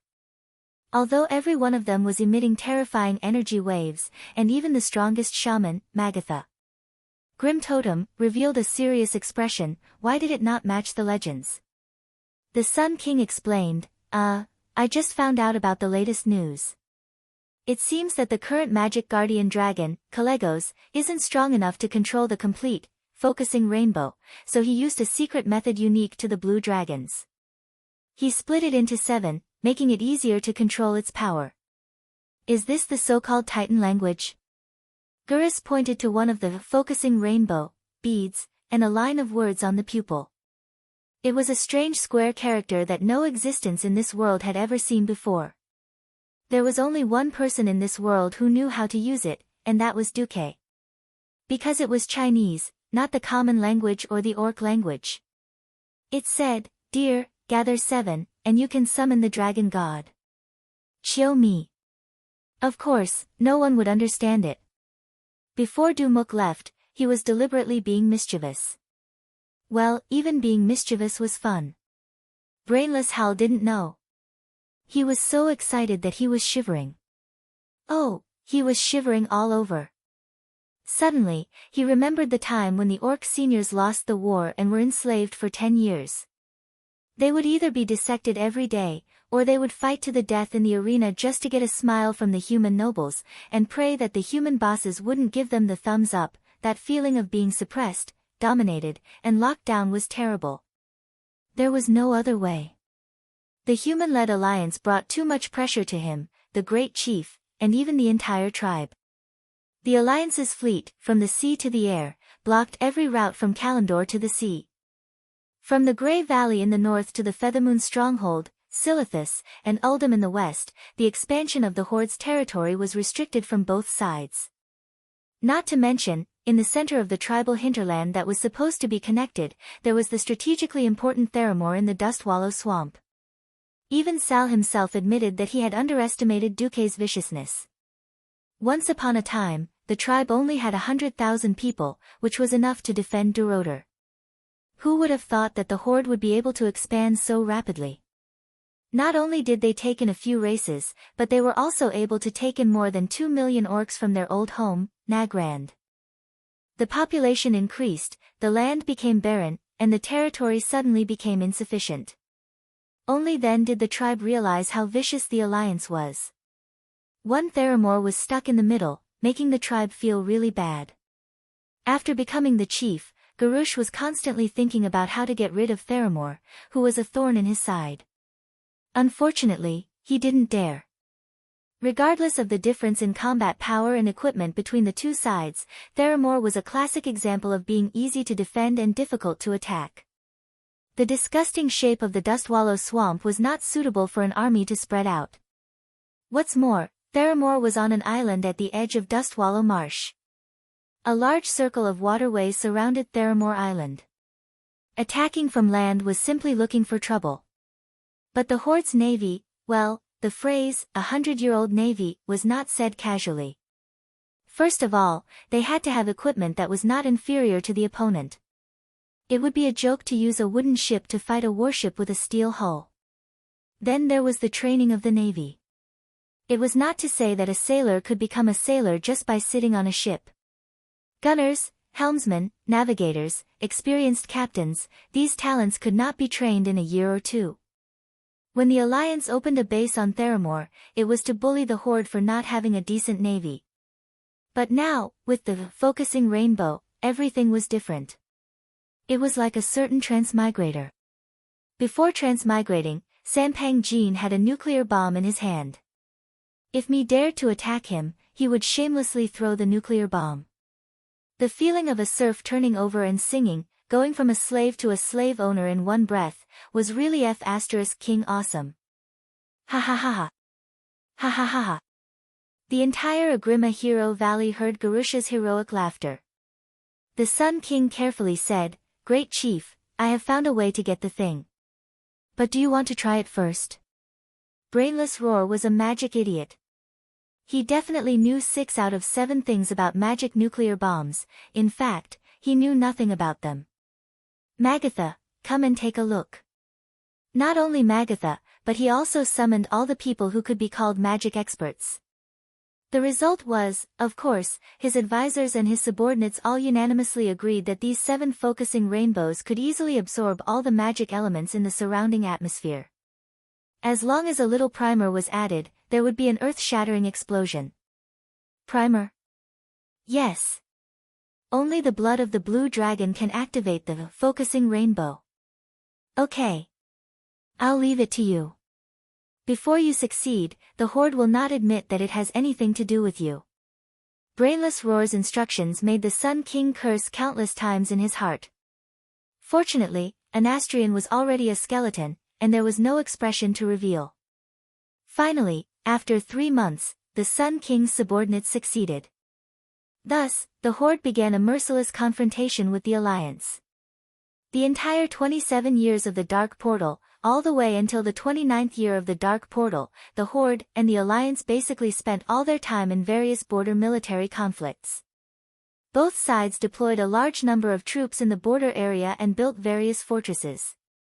Everyone knew that the only reason Garush did not make a move was because he was afraid that Duque's departure was just a pretense. Finally, in the 29th year of the Dark Portal, because Jaina used the magic net to become a demigod, it caused the magic net to be disconnected for half a month. Garush finally confirmed that Duque was really not in Azeroth. On the 1st of April of the same year, the war between the Horde and the Alliance officially began. There was not even a declaration of war. Within a day, the Horde army divided into 3 routes to attack the Alliance's territory. On the northern front, 300,000 troops under the leadership of Varrock Salufar, along with the Goblin Prince Garavix's mercenaries, attacked Grey Valley. On the southwestern front, Markalok led 200,000 orcs and King Jelen Gruul to attack the Feathermoon Fortress. On the eastern front, 500,000 orcs divided into 3 routes to attack Dustwallow Swamp. General Nazgûran led the Horde's new navy to attack from the north to the south. Siege craftsman Helix Hesso led a division to attack Dustwallow Swamp's northern barrier, which was now controlled by the Theramorians. Garush personally led the army to attack Dustwallow Swamp. For a moment, both sides had millions of troops, and the bloodiest battle began on the mainland of Kalimdor. Chapter 1917. For the chief, for the tribe. Ah! Bang! Accompanied by a gunshot that sounded like it came from the sky, the orc captain who was still lecturing a second ago was shot in the head and laid dead on the ground. Ah! Captain! Captain is dead. The group of orc recruits panicked. 500 meters away, the sniper and observer who had completed their mission quietly put away their 98K sniper rifle. To make it easier, the sniper removed the suppressor and disappeared into the rocky mountain under the cover of the night. The orc hunting team that arrived 10 minutes later couldn't find anything. Impossible. They should be here. My warg can't smell anything. Damn, if only the trolls were here. The orcs missed the trolls a little. After all, they were the best hunters and trackers. 300 meters away, the sniper team that had just caused trouble was hiding in a camouflage net. They were surrounded by powder that specifically targeted wargs. The 2 people who were at a disadvantage suppressed their laughter until the orc hunting team left. They then started talking. "Boss, it's the 20th one," the observer said. "Yeah, did you see that guy's nameplate?" "Yeah. Boss will probably get promoted when we get back." "I don't want to get promoted. It's more fun to play sniper in the enemy's rear." The sniper smiled and showed a palm that was missing a middle finger. The calluses on his hand proved that he used to be an excellent archer. Normally, he would have retired a long time ago without a middle finger. He was worthless in the old army since he couldn't pull a bowstring. Here, he could still be an excellent sniper. "Hee, boss, it's a pity that we can't snipe the enemy's officer." "Yeah. Centurions and above are all professionals. Unless they hit the throat or something. Last time, I sniped that guy's head 3 times and I couldn't even penetrate his skull." This scene was only a microcosm of the countless battles between the Alliance and the Horde. In the field of normal soldiers, the Alliance had the absolute advantage. With modern rifles, cannons, and other hot weapons in hand, dealing with tribal soldiers with axes and hammers was like cutting chives in a field. They could kill them however they wanted. Against professionals, the effect wasn't as obvious. If the Alliance did not send out professionals, they would often be hit directly by large-caliber cannons, or forcefully suppressed to death by more than one continuous fire cannon, such as 40mm octuple cannon, Bofors machine cannon, etc. Overall, apart from the especially conservative Night Elves, the Alliance had an absolute advantage on all fronts. And this was under the premise that the Alliance hadn't quickly mobilized their flying fleet over. That's right, the Alliance had purposely pulled back their flying fleet. This was common sense in modern military affairs. If there was enough strategic depth, no commander would place their elite troops on the front lines. On Earth before Duque transmigrated, the front lines were always the second-line troops. Because once they were bombarded by the enemy's cannons, the troops at the front would become cannon fodder. The elites would always hide in the back and only come out when the horn of counterattack was blown. On the continent of Kalimdor, the Alliance's flying fleet was deployed in Darnassus in the northwest, and in the southwest, in the depths of the Silithus Desert, which was guarded by insect swarms. Theramore had less than 200 old flying warships, which didn't have the upper hand against the Horde's air force. After all, in the past 3 years, the Horde had been smearing the walls, either by buying or stealing, and had gotten a lot of second-hand flying warships that had been eliminated by the Alliance. Although most of the equipment was removed during the elimination, they could still fight with some modifications. The Horde used 500 steam-powered flying warships to surround more than 200 Alliance warships. Sir, why can't we fight freely? The Horde's broken toys can be taken care of in one round. Sir, the soldiers below are generally complaining that it's too stifling. Sir, as the fleet commander, Admiral Taylor slammed the table. As a new officer in the Alliance, he was also quite ambitious. At the age of 38, he was in the prime of a commander's life. He wouldn't become slow because of old age, and he had more than 10 years of military experience. From Northrend to the Cataclysm, Taylor had been promoted from a small captain in Stormwind all the way to admiral, and he was deeply trusted by William. However, he didn't expect that William would actually give him such a difficult mission after the war had started. A week ago, William called for Taylor. As soon as Taylor entered the storm, he was surprised to see a few big shots of the Alliance. Apart from William, there was also Jaina, the Bronzebeard brothers, and Aurelia. Tyler, the Alliance has an arduous task for you, William said solemnly as soon as he started the conversation. I promise to complete the mission. Admiral Taylor stood at attention and puffed out his chest. Now, a week later, King regretted it. This mission was too kept up. They could only lose, but not win. Furthermore, they had to win by making both sides pay a considerable price. The problem was that the Alliance was practically riding on their faces. How could they lose? In terms of military strength, the Alliance was currently the strongest in the southern continent, followed by the Rotterdam continent, and finally Kalimdor. The Night Elves and Draenei didn't develop modern air forces, so they could only pick the weakest from Rotterdam. Since the Dark Portal, Rotterdam had never been weak. Alterac was the wealthiest, and their warships were the best. Those 250-meter-long giant cannons with 460mm caliber main cannons were terrifying enough to scare people to death. The Storm Guardians had inherited the ferocious habit of the Mountain Knights during the Torrential Fortress era. They fought without any regard for their lives. Once they went up, they couldn't hope to come back. Either they completely destroyed their opponents, or they were completely destroyed. The Dalajin didn't play with technology. In the end, the Gilnea's air force was chosen just like that. In order to keep it a secret, the higher-ups didn't reveal that they were going to fake their defeat. Who knew that ever since they returned to the Alliance, the Gilneas would recover from the destruction brought about by the Cataclysm. They were also full of energy to prove themselves. Under the supervision of the old Alpha Wolf, Jean, the Gilneas soldiers trained hard. As soon as the battle started, a volley of main cannons blasted 1/6 of the opponent's airship down. This was because the Gilneas didn't have money.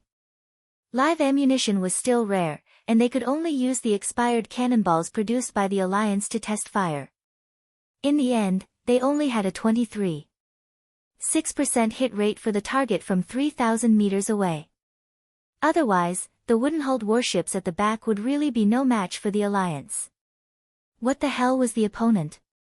The fleet didn't have the upper hand, and less than half of the cannons used TNT gunpowder. Many of the cannons didn't even have the brakes installed properly. When they fired, the deck of their own ship caved in. Chapter 1918. In the surveillance footage, Taylor actually saw old-fashioned black gunpowder cannons. What kind of cannon were they? Did they pull them out from a museum to make a joke? 3,000 meters. Sorry, it wasn't even the farthest range in theory. Quiet. Very quiet. After a short silence, every cannon position and bridge in the entire Alliance fleet burst into laughter. Ha ha ha. This is the main fleet of the Horde. Could it be a joke sent by the Horde circus? Actually, it was really difficult for the Horde. Brain-dead Hal knew nothing about flying warships. Garavex had no choice but to pull out a bunch of antiques to make up the numbers. Anyway, he had swindled them back, and they didn't cost him anything. The pilots were also unlucky people from the Alliance or mercenaries that he had gotten back through various means, such as lending money. Among the 666 warships, only 80 of them were newer diesel-powered flying warships. The rest were old steam-powered warships with wooden shells and thin iron sheets. As for training, it was even more tragic. The hit rate of the cannons at a distance of 5,000 meters was only 0.3%. The warships of the Gilneys weren't second-hand goods. They were the lowest-grade flying ships of the Alliance. Other than the 3 battleships, the entire fleet was made up of Cleveland-class cruisers and Benson-class destroyers. Cruisers and destroyers of this design were famous for being able to take a beating. There were many places that were hit by the cannons, but the losses weren't great. The casualties on each ship were in the single digits. Taylor broke out in a cold sweat. How could they still lose like this? General Taylor couldn't care less about his moral integrity anymore. He directly exercised the authority that William had given him and cursed in the secret communication circuit. Idiot! Why do you think it's so easy? The secret order that Commander Rin gave me is to lose. When the other side fires another round of cannons, I don't care how you do it. Set them on fire and make it look like a sacrificial explosion. But you can't really destroy the ships. Otherwise, I'll kill you bastards later. F***CK. This operation was simply amazing. If the captains of each ship hadn't heard Taylor's familiar roar, they would have thought that Taylor was giving fake orders. Actually, none of the captains were idiots. They had been wondering all along. Why did the Alliance have so many elite soldiers? Why did it have to be their turn to fight? If it was just a training exercise, they could just charge over directly. Although there was a unified command in the Alliance, everyone knew that the Air Force was basically formed independently. The dwarves and gnomes were the strongest in the air. The Zap Thrower fleet that they formed had blinded the entire army during the Alliance's military exercise in the Twilight Highlands last year with a hit rate of 41.3% from 5,000 meters away. Then there was Stormwind's 7th Fleet and Kultiraz's Ice Queen fleet. The two were basically equal. The third tier was Lordaeron and Alterac. The fourth tier consisted of small countries like Stromgarde and Gilneas. If the Alliance wanted to feign defeat, then it made sense. The Alliance had recently transferred many troops into Theramore, but none of them were the main force. Apart from a small number of Alliance soldiers, most of them were mercenaries hired from the Hot Sand Group, a total of 150,000 people. Speaking of which, when did the Alliance become so weak that they had to rely on mercenaries to defend their cities? Even those Alliance soldiers looked like small-town guards from some remote corner of the world. Their discipline was lax and they did not behave properly. They were clearly ruffians. Now, the bad thing was that his Gilneas flying fleet was too outstanding. Thus, the entire fleet was in an uproar. F***CK. So the higher-ups wanted us to feign defeat. Quick, take out the blankets for sleeping. After the next round of bombardment, immediately set the blankets on fire. Aren't there still samples of gunpowder in the warehouse? Get ready. After the next round of bombardment, throw it at the thickest part of the deck and blow it up. Prepare to set it on fire. Tell those idiots to be careful and not burn themselves. Cannoneers, pay attention. Use your damn cannons. Those who are not confident, shoot the cannonballs into the sea. A few minutes later, when the Horde fleet approached the Alliance fleet at high speed under the pressure of their commander and opened fire again, they suddenly realized that everything had changed. It was as if the Alliance fleet did not know how to fight anymore. The cannons rumbled, and only a few Horde airships were actually hit. Although one shot would cause them to explode, turning them into garbage falling from the sky and into the sea. The scene was terrifying, but the losses were acceptable. On the Alliance side, dozens of warships shot out fireballs. The raging fire could not be hidden from anyone. The happiest thing was that one of the Alliance's main warships that was at least 200 meters long exploded violently. The black pillar of smoke that shot into the sky caused the entire Horde fleet to rejoice. Ha ha ha. We hit it. Did we hit the ammunition compartment and cause it to explode? Most likely. On the bridge of the Horde fleet, the Gnomes and the Forsaken cheered together.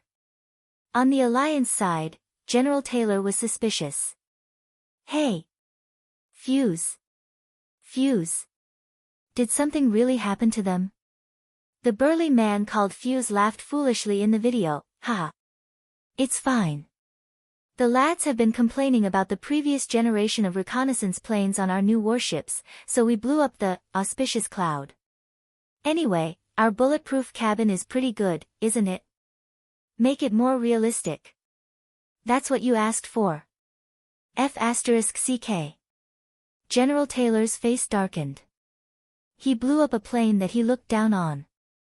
What kind of sh**T was that? After hanging up, Fuse changed his expression and said, "You little bastards, you can't blow up the cannon even if you don't want to use the old 356mm main cannon. Isn't it easy to change the cannon turrets? We are envious of the 460mm main cannon of Alterac. Our ship's hull can take it too.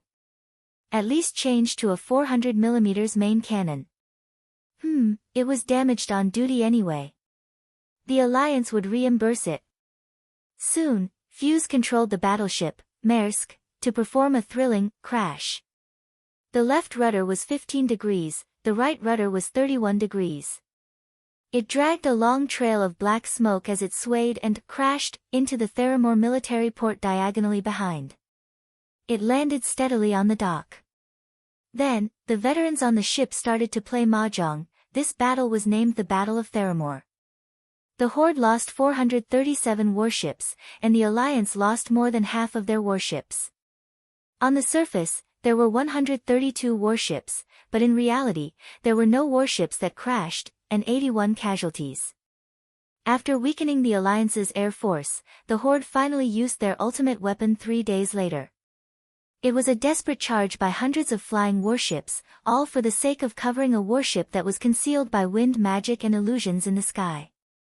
On that battleship, a magic bomb that shocked both the Alliance and the Horde was dropped, focusing Rainbow. Chapter 1919.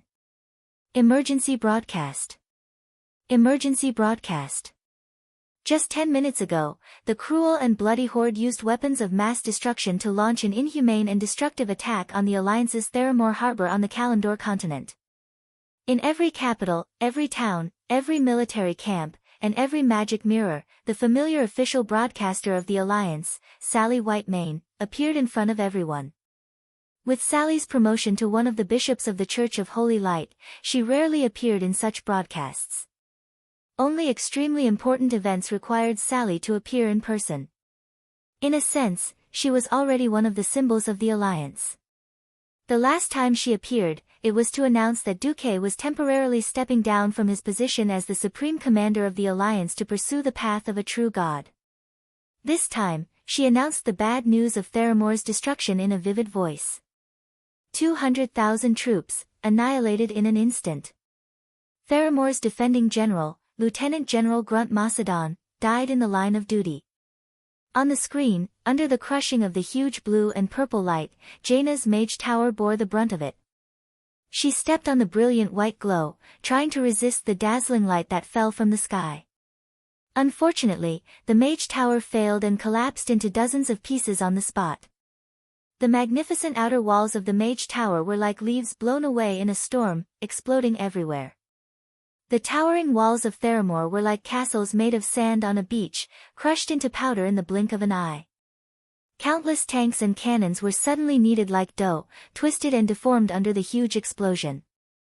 The soldiers who fled in panic, crying and in despair, the lucky ones directly turned into ashes, while the unlucky ones on the periphery became human-shaped torches, struggling for more than 10 seconds before dying in screams. Every Alliance member was so shocked that they couldn't say a word. From New Silvermoon City to Lordaeron City to Iron Furnace Fort to Stormwind City, every member of the Alliance who witnessed this scene was silent. If they didn't perish in silence, they would explode in silence. The Alliance. Since its establishment, it had never surrendered to any organization. No one would forget that the Alliance was established to resist the vicious and cruel old horde. After 10 seconds of silence, the soldiers and citizens of the Alliance erupted with the greatest anger they had ever experienced. Punish the murderers. They wanted to kill us all 30 years ago. They should have destroyed the horde long ago. War. We need an all-out war. Destroy this cruel race. Counterattack. Where is our fleet?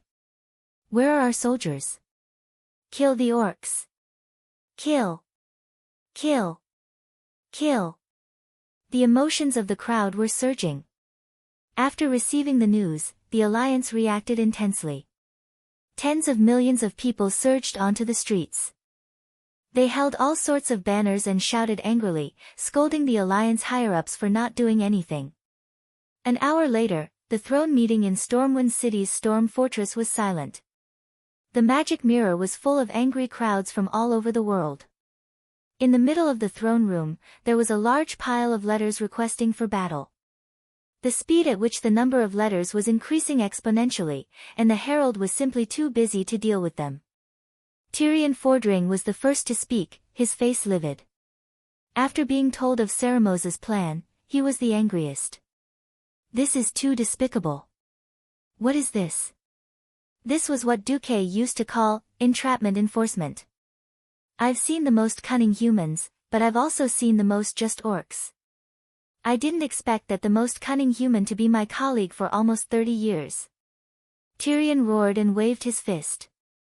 In the end, he didn't hide the fact that he had given the mass-produced focusing rainbow to the horde from the higher-ups. Jaina said coldly, Tyrion, you can't deny it. Even if we let Garush steal the focusing rainbow, Garush would still be the one to carry out the plan. If he was a good person, he could have used these things as bargaining chips instead of throwing them directly into the Alliance's cities. But Tyrion still wanted to say something.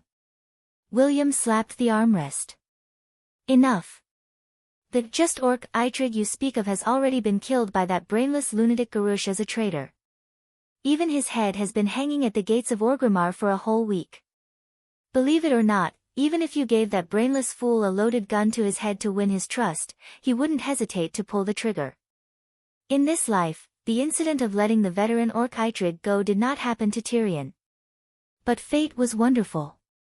Later, the two of them got to know each other through the cooperation between the Alliance and the Horde. Tyrion respected Eitrig's character. Tyrion was silent for a moment. Both Jaina and William had an unforgettable hatred for the orcs. Under Duque's suppression, being able to endure until now was already a sign of maturity. Tyrion was still a little unwilling. But, there's still Thrall. Thrall isn't the chief now. Muradin said coldly. That brainless fool has been in charge of the Horde for almost 4 years. Thrall didn't even fart when he came back. Aurelia also spoke up. The Burning Legion will come again.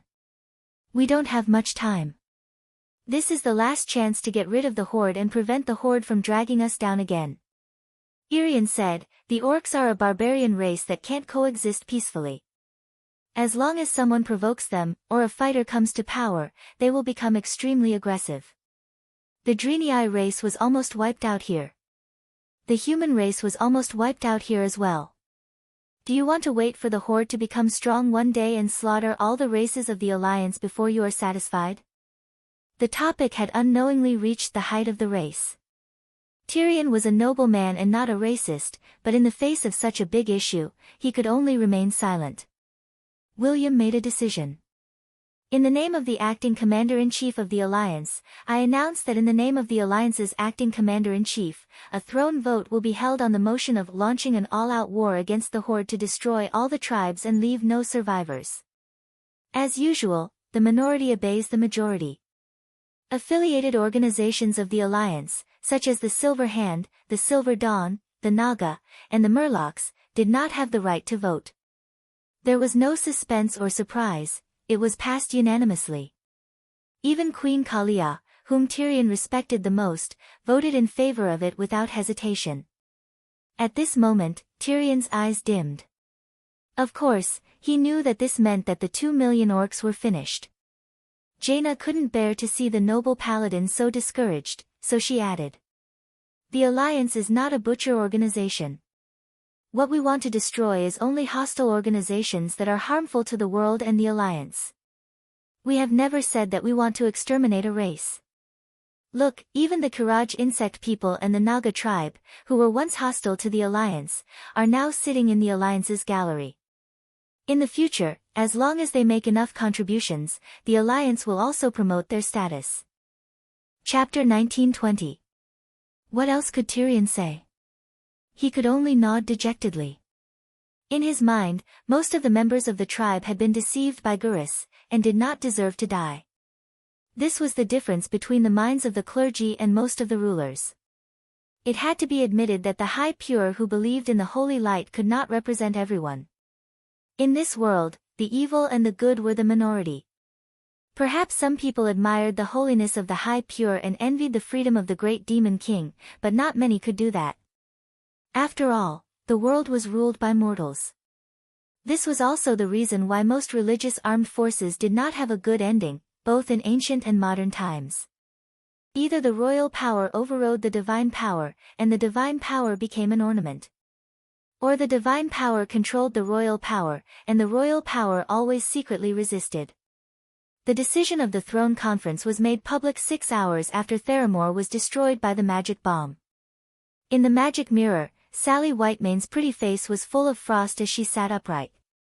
A few days ago, the Alliance launched the war in advance without a declaration of war. At first, the Alliance showed restraint, hoping to confirm through diplomatic channels whether this was an individual act or an all-out war initiated by the tribe.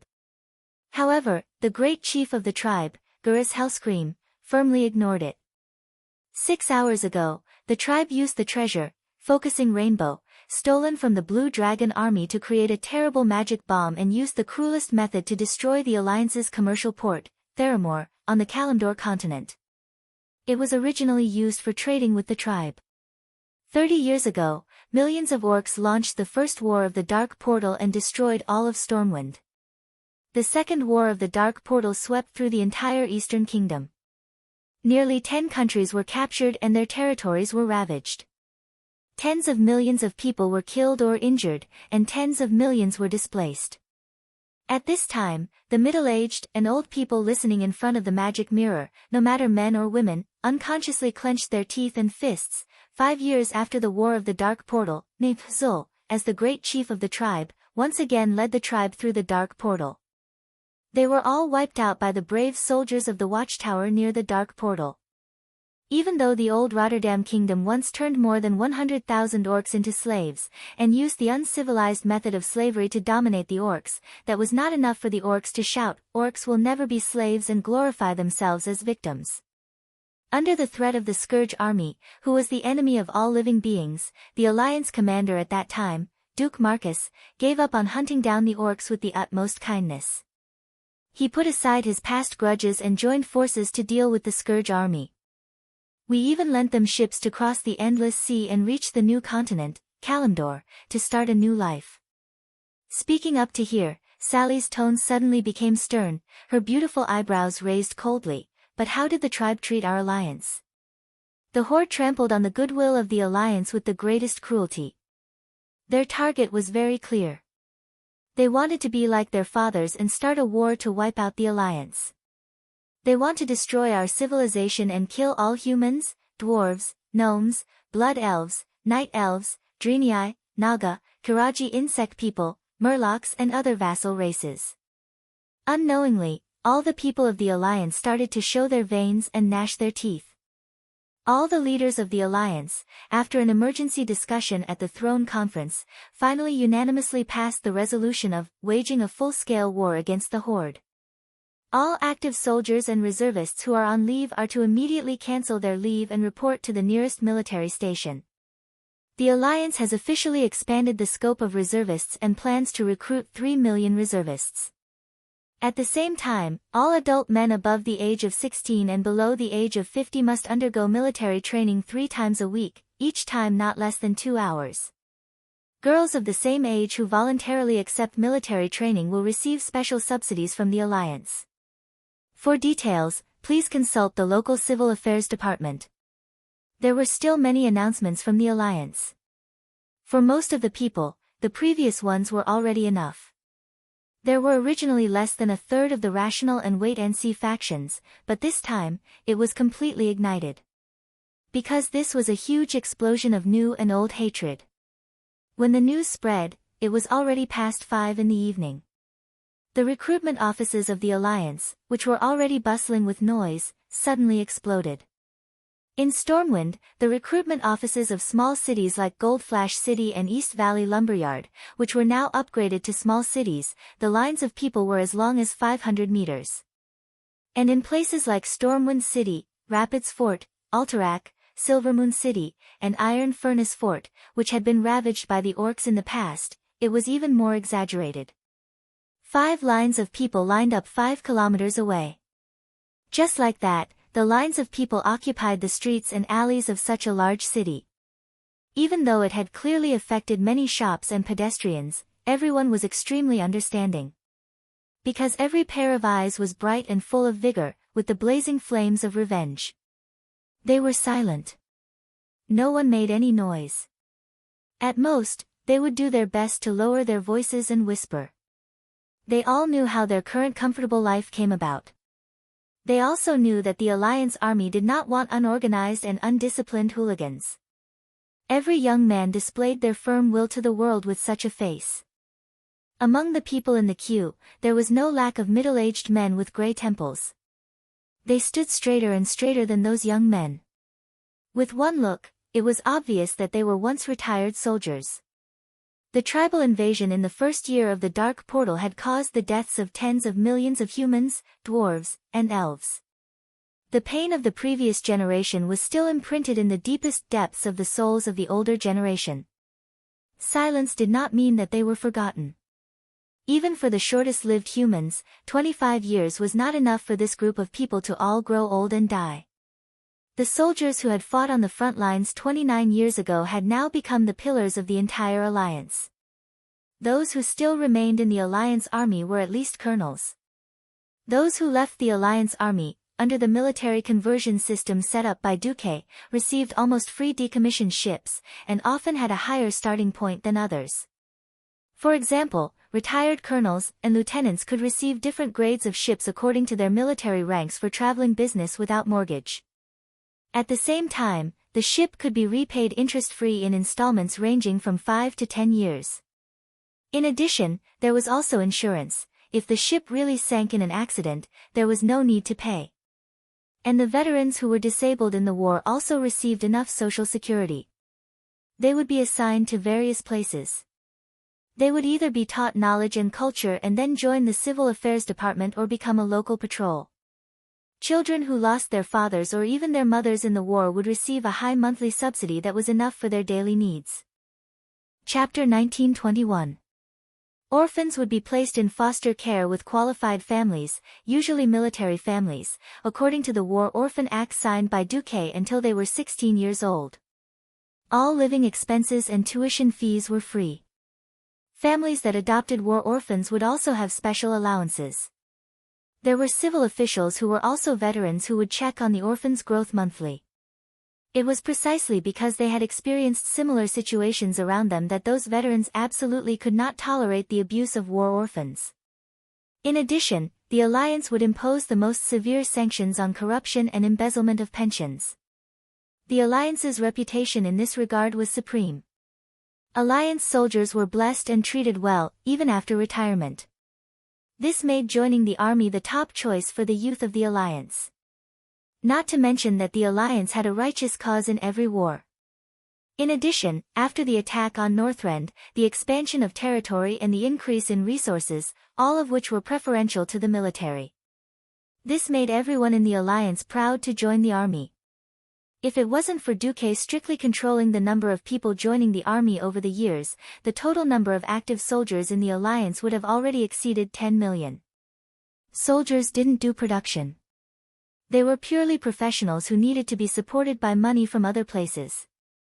The peasant soldiers in the Middle Ages of Europe on Earth had been proven to be useless countless times. A few well-trained knights were able to chase thousands of peasant soldiers around like ducks in a rout. Unless it was on the verge of extinction, no matter how harsh the war was, the proportion of professional soldiers shouldn't exceed 1/10 of the total population. Generally speaking, 1% was the most appropriate proportion. In modern times, there were very few countries with more than 5 million regular troops. Even if there were more than 1 billion people in the Great Celestial Empire, the number of soldiers was still in the millions. As for the militia and reserve soldiers who had received military training but didn't need to pay for the army, that was another matter. Duque used this method to avoid the huge burden of unlimited military expenditure and set up a conscription echelon for the alliance. Once there weren't enough active soldiers, there would immediately be strictly trained reserve soldiers to replace them. The only difference between them and the active soldiers was often combat experience. In fact, many of them were generals who had been transferred from active duty to reserve duty, so even this could be saved. Under the reserve duty, there were also tens of millions of people who had received basic combat training. The series of measures had been carried out for more than a decade. Once the alliance entered a state of war, the energy released by this war machine would immediately become quite terrifying. Even the leaders of the Throne Conference were shocked by this scene. Not to mention Sal. Thrall, who had been hiding in the Ring of Earth for the past few years, was the last to know about this. When he received the news from the Night Elf Druid from the Alliance, it was already the evening of the second day. Sal, who was greatly shocked, immediately persuaded Hamuel Rune Totem to help him ask Malfurion to intercede. The Great Druid was a complete nature protector. At the same time, he represented the Cenarian Circle and listened to the throne meeting. Malfurion was not surprised by Sal's arrival, but he was not tempted by Sal's proposal to stop the war between the Alliance and the Horde. Sal, I acknowledge your and the Tauren's efforts in healing the scars of the Earth. In fact, the people of the Earth Ring were equal to the siblings of the Cenarian Circle. However, I suggest that you stay out of this matter. But before Sal could finish, he was interrupted by Malfurion. No need for buts. You were the one who gave up the position of Great Chief to Garush. Now he is acting. He is using the power of the Great Chief to let Varrock Seraphar attack Grey Valley. The first thing they did when they attacked was to set fire. Now 1/5 of Grey Valley is in a forest fire. And he destroyed Theramore with Focusing Rainbow. This is beyond the scope of a conventional war. Even if Garush steps down, he will not be spared. Malfurion said very straightforwardly what many politicians would not say in public. He was a leader and a great druid with a merciful heart. This was the biggest reason why Sal could hear the truth. Sal felt like the sky was falling.